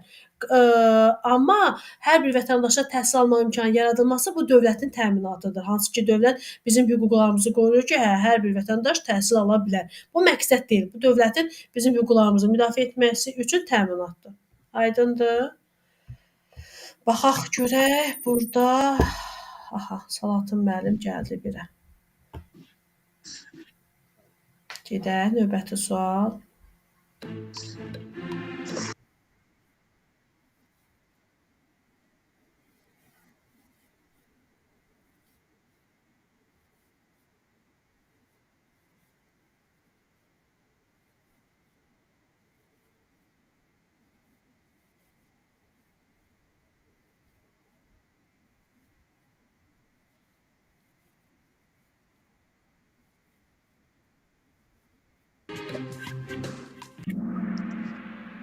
On 18 nəfər doğru yazıb. Bax, dövlətin təminatına aid olmayan cavabı seçin. Burada dövlətimiz qarşısında öz məsuliyyətini dərk edən vətəndaş yetişdirmək bu məqsəddir. Vətəndaş, şəxsiyyət yetişdirmək, kadr hazırlamaq, əmək fəaliyyətinə olaraq hazırlanmaq məktəbin məqsədidir, təhsil müəssisəsinin məqsədidir. Məsəl üçün sizə sual verə bilərlər ki, direktorun məsələn bir müəllim kimi məqsədiniz nədir? Bax, deyin elə bu dövlətin qoyduğu bu məqsədləri deyə bilərsiniz. Bəli, elə cavablarda da bəllidir. Bütün variantlarda təmin etmək, təminat var. Bəli. Amma sarı ilə olanda o yoxdur. Elə bir şey. Düzdür, məntiqə əsasən bax gedib testdə həll eləyə bilərsiniz, amma bunun mahiyyətini dərk eləməlisiniz də. Bəli, müəllimə, düzdür. Cavabda adam istər-istəməz bilir ki, vətəndaş yetişdirmək təminat deyil, məqsəddir. Amma yenə də yaddan çıxanda məntiqlə də həll etmək olar bu sualı. Ona görə müəllimlərin çoxsu gedib testdən keçir, müsahibədən kəsir. Müsahibə deyil. Demək, müəllim qruplarında bir 90%, 95% müəllimlər keçir. Yəni çox az müəllim o da ki, öz məsuliyyətsizliyinə, yəni necə demək, az vaxt ayırır, ya digər problemlər ola bilər. Ona görə hamı gedir testdən keçir, amma müsahibədə heç nə. Üzüsulu qaydalar. Çünki gecə gündüz oxumaq lazımdır. Bax, bir dəqiqə Salatın müəllimə bilirəm, sökür bu dəqiqə sənədləri. Hə, Salatın müəllimə. Bilirəm də bu dəqiqə açıb, döküb. Axşamınız xeyir müəllimə. Mən inanırsınız balıma baxmışam. Hə. Məndə qanunverici tam-tamına 15 idi. Bəli, bəli. Tam-tamınadır müəllim. Hamı heyrətə düşüb. Regiondan mənə zəng elib deyirlər ki, sən tam yazmısan. Koçum benim, o Türklərin. Bir dənə qalıb indi müsahibəsi müəllimə. Görsün, mən sizə dedim, ən yüksək bal toplayacaqsınız. Qanundan yazdınız. İndi o birisi Hə, qanun. müəllim. Regiondan özləri zəng eləyib artıq mənə deyirlər ki, sənin qanunvericin necə olub tam-tamdır. Deyirəm oxuyurdum da. Burada müsahibəyə gedən bir müəllim var idi. Bu qrupda ya, bundan qabaqçı qrupda. Deyir Samira müəllimə, nə yaxşı siz mənə dediniz ki, sizdən soruşsalar ki, bəs necə olub imtahandan keçmisiniz, ya o da nəticəniz yaxşıdır. Mən inan deyəcəydim ki, Samira müəllimənin PDF-lərini oxumuşam. Yox, ay müəllim, oxumuşam. Hər yeri araşdırıram. Bunu demək lazımdır. Onu demək olmaz ki orada. Nazirliyin saytından oxuyuram. Samira müəllimə kimdir? Samira müəllimə qanun yazan deyil ki. Yenə də amma sizin haqqınız bizim üstümüzdə çoxdur. Bunu biz siz də bilirsiniz. Bəli, sağ olun. Yəni axırıncı günə Samira qədər müəllim, biz görünür. ballarımıza harda baxa bilərik? Həqiqi balaca sizdə o sistemdə Orada müəllim 10 dəqiqə sistem bitdi, 10 dəqiqə gözlədik, ballarımıza baxdıq, nə yazmışıq, nə Elə yazmamışıq. Elə regionda orada. var ki, icazə vermədilər. Qubaq açmaz icazə vermir. Məsələn, Günel müəllimə Bizə verdilər müəllim, oturduq, gözlədik, baxdıq, necə var idi. Heç mənim məlumatım yox idi. Miqdə də elədi, sertifikasiyada da elə idi. Yəni 10 dəqiqə, 15 dəqiqə gözləyəndən sonra siz ballarınızı görə bilirsiniz. Sonra bax, burada müavinliyə hazırlaşan müəllimlər var, 500 plus direktorlara hazırlaşan müəllimlər var. Yadınızda saxlayın. İmtahan bitdi. Əgər elektron sistemlə imtahan verirsinizsə 10 dəqiqə, 15 dəqiqə gözləyin, balınızı görün. Mütləq görün. Orada balınız görünəcək. Nədən səhv, nədən düz eləmisiniz, onların hamısını görə biləcəksiniz. Getdik növbəti sual.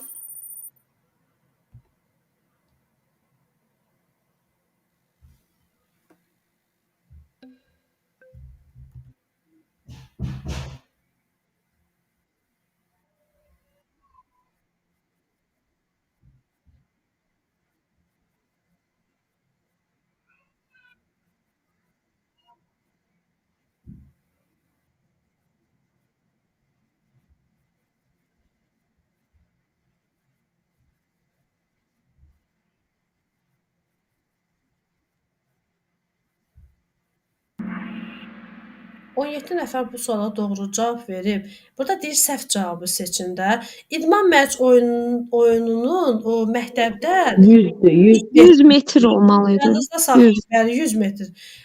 Təbii ki, şagirdlər üçün nəzərdə tutulmuş o kitab, dəftər, gündəlik bunların heç birində reklam yerləşdirilə bilməz. Şagirdlərin cinsi tərbiyə ilə bağlı məlumat verməliyik. Ümumi məlumatlar şagirdlərə verməliyik. Sonra bu uşaqlar arasında dövriyyəsi qadağan edən informasiya məhsulu var ki, hə, o 150 metr. Yəni onlar 100-150 metr. İdman mərc olunur, lotereyalar 100 metrdir, amma uşaqlar arasında dövriyyəsi qadağan edən informasiya məhsulu isə 150 metrdir. Burada 17 nəfər doğru cavab verib. Gedək növbəti sual.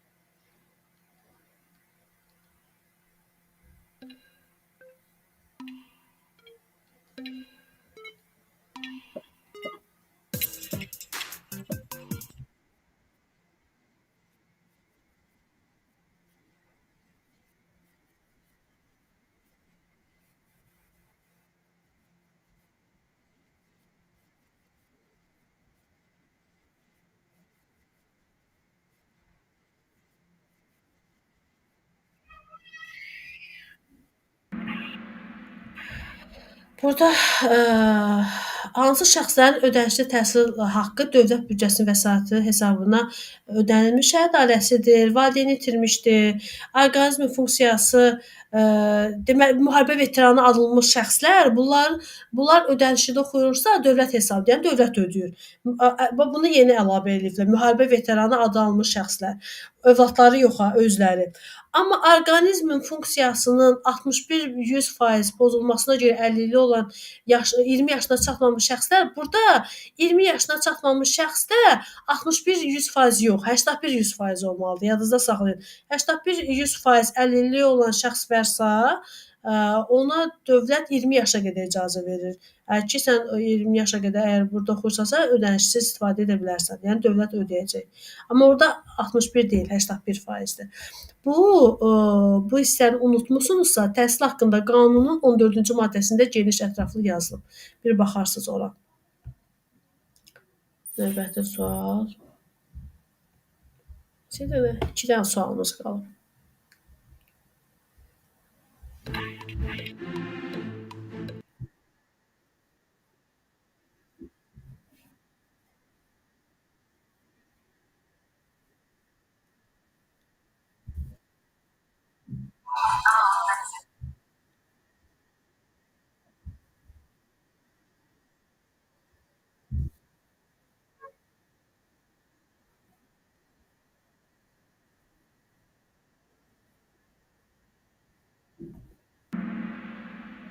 Səhv cavabı deyir, seçin 18.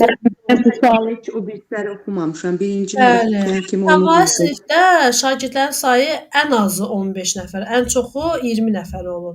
Orada ən azı söz olmalıdır və ya da ən çoxu 20 nəfər. İl ərzində təmayüz sinifdə şagird sayı azalarsa bağlanmır. Tam orta təhsildə bu sual düşmüşdü müəllimlər imtahana. Tam orta təhsil səviyyəsində hər 3 səviyyəni əhatə edir. Amma orada səhv cavab kimi səhv etmirəmsə hər 2 səviyyə idi. 2 səviyyə yox, 3 səviyyə. Bu sual var idi də, hə? 500 min üstəlik işə qəbulunda. Bəli, müəllimə, mən onu Bəli, bəli, bilə-bilə mənim səhv vardı. yazmışam. Orada düz cavabı seçin deyirdi. Aha. O da səhv variantı idi. Səhv idi. Orada 2 səviyyə səhv etmə- yazılmışdı. Bəli. O səhv idi. Sonra attestat sənədi əmək fəaliyyətinə başlamaq üçün əsas sayılır. Yəni attestat alan şagirdin minimum 15 yaşı var da, o gedib artıq əmək fəaliyyətinə başlaya bilər. Çünki biz təhsilin məqsədini dedik. Nədir? Şagirdləri deməli əmək fəaliyyətinə hazırlamaq. Bu sonuncu sual idi müəllimlər. Sonuncu sual idi, yoxsa hələ var biri? Biri qalıb. Hə, biri 9 qalıb. Biri qalıb. Biri qalıb.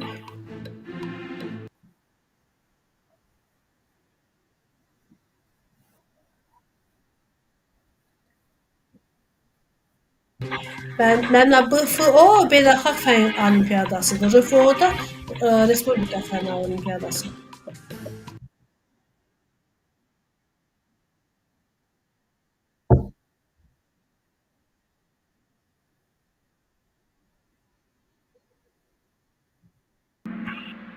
Aha, bu suala cəmi 8 nəfər qəbul etdirmi düz yazıb. Burada nədir ay müəllimlər? Bir dəqiqə. Burada deyir səhvi seçin.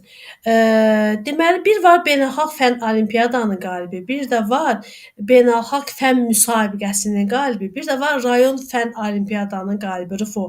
Əgər şagird beynəlxalq səviyyəli olimpiadanın qalibidirsə, Azərbaycan Respublikasında istənilən universitetə müsabiqədən kənar daxil olur. Yəni da imtahana getmir də, birbaşa ixtisas seçir.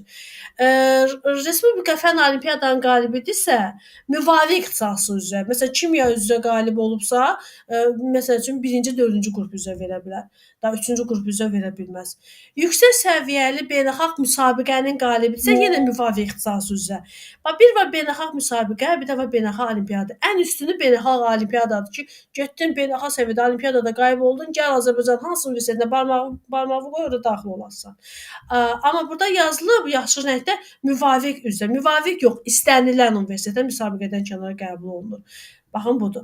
Məsəl üçün müsahibəyə hazırlaşan müəllimlər bax gedib məktəbin keyfiyyətini qaldırmaq üçün nə edirsə, bax bu beynəlxalq fən olimpiadalarına, fən müsabiqələrinə, sonra respublika fən olimpiadalarına şagirdləri tapmaq, onları yetişdirmək, bu sizin deməli vəzifə funksiyanız olacaq ki, həmin şagirdləri tapasınız. Çünki keyfiyyəti təmin etmək üçün məktəbdə o sahəyə marağı olan şagirdləri axtarıb tapmaq həqiqətən bu sizin peşəkarlığınızdan xəbər verəcək.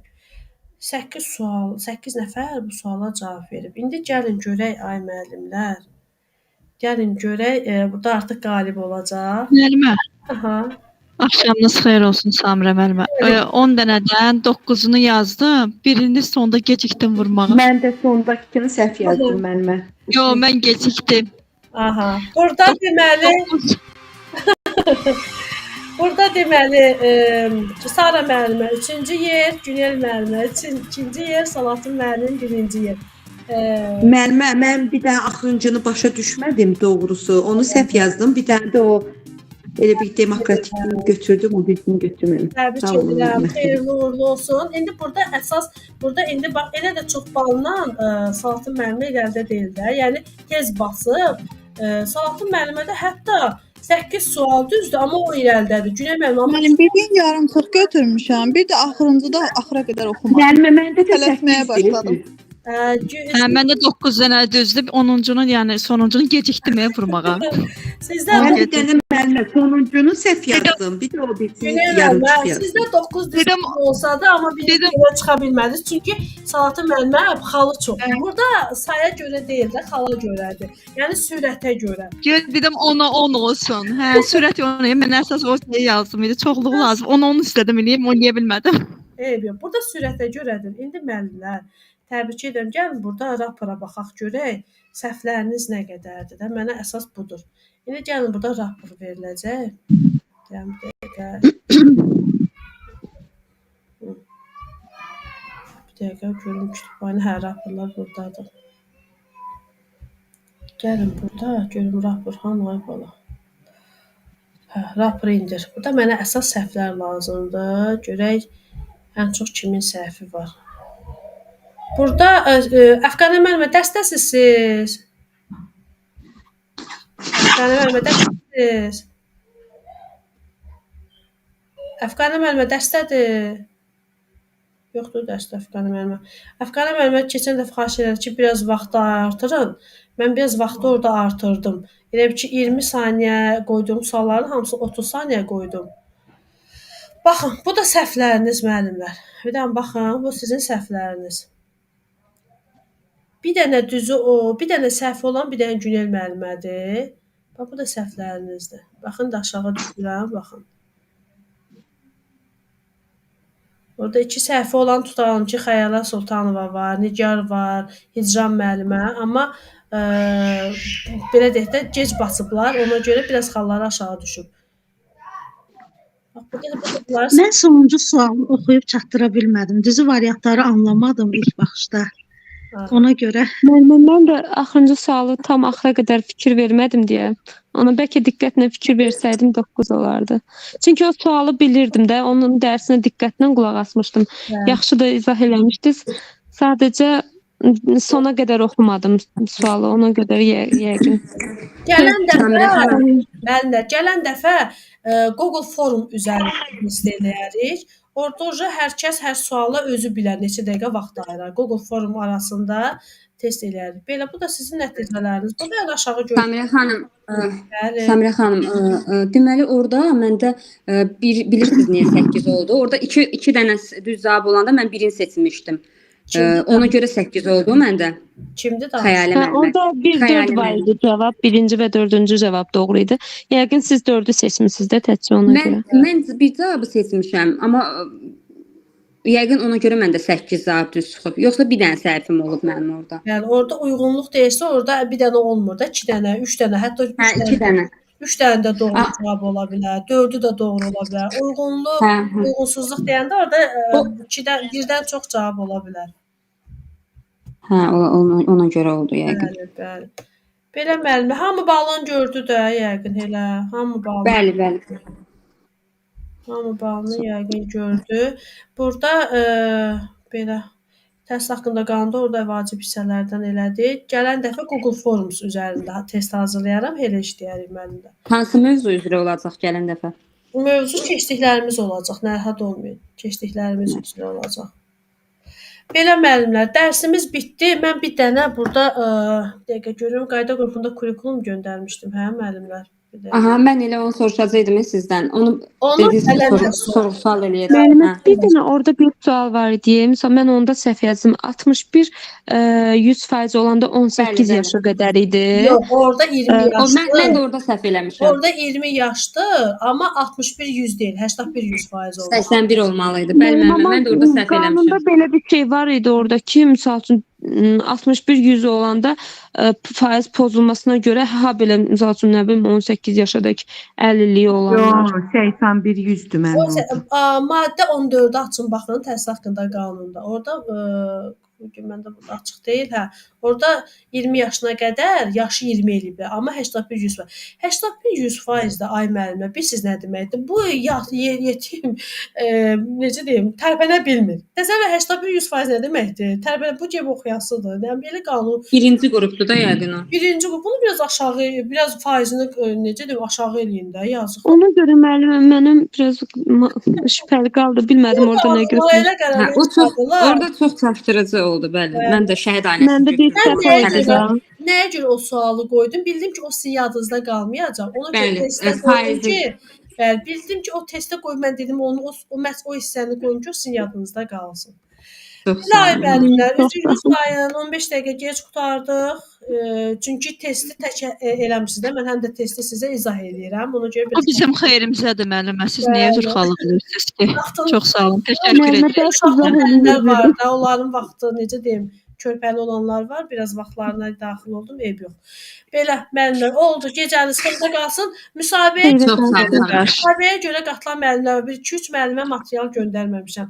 Elə mənə o müsahibə qrupuna yazın ki, Samira müəllimə mənə də material göndərin. Məsələn, Fidan müəllimədir, Sara müəllimədir, sonra kim bilir, Nüranə müəllimədir. 3-4 müəllim var. Mənə yazın, yaxşı müəllimlər. Samira müəllimə, bir də üzr istəyirəm. Deməli, gələn dərsə bu PDF-ləri danışacağıq. Bugünkü materialları əmək məcəlləsi. Birinci, ikinci fəsil. Bir də orada kurikulum material göndərmişdim. Onlar sonra 5 dənə mövzu. Bəli. Bir də 7-8-i izah eləyəcəm. Ona da baxarsınız, yaxşı? 7-8-i izah eləyəcəm, ona da baxarsınız. Samira xanım, bir də kurikulumdan biraz çətin mənə gəldi orada terminlər. Onu izah edərsiniz? Ya, onu da gələn dərsə də müəllimə. Olar. Hə, yəni deyirəm də gələn, əlbəttə gələn dərsi nəzərdə tutmuşam. Yəni deyirəm, yoxsa sorğu-sual Oldu, eləyərsiniz? gecəniz xeyrə qalsın. Xeyrə qarşı, xeyrə. Sağ olun, çox sağ olun. Gecəniz xeyrə mənim. Gecəniz xeyrə qalsın. Gecəniz xeyrə qalsın. Xeyrə qarşı. Bir dənə bunu işləməyən müəllimlər var. Onu təzədən qrupa göndərim.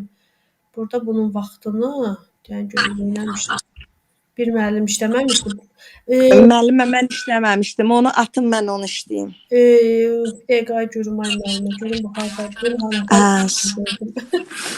Sağ olun müəllimə, sağ olun. Sağ olun. Gecəniz xeyrə qalsın. Xeyrə qarşı.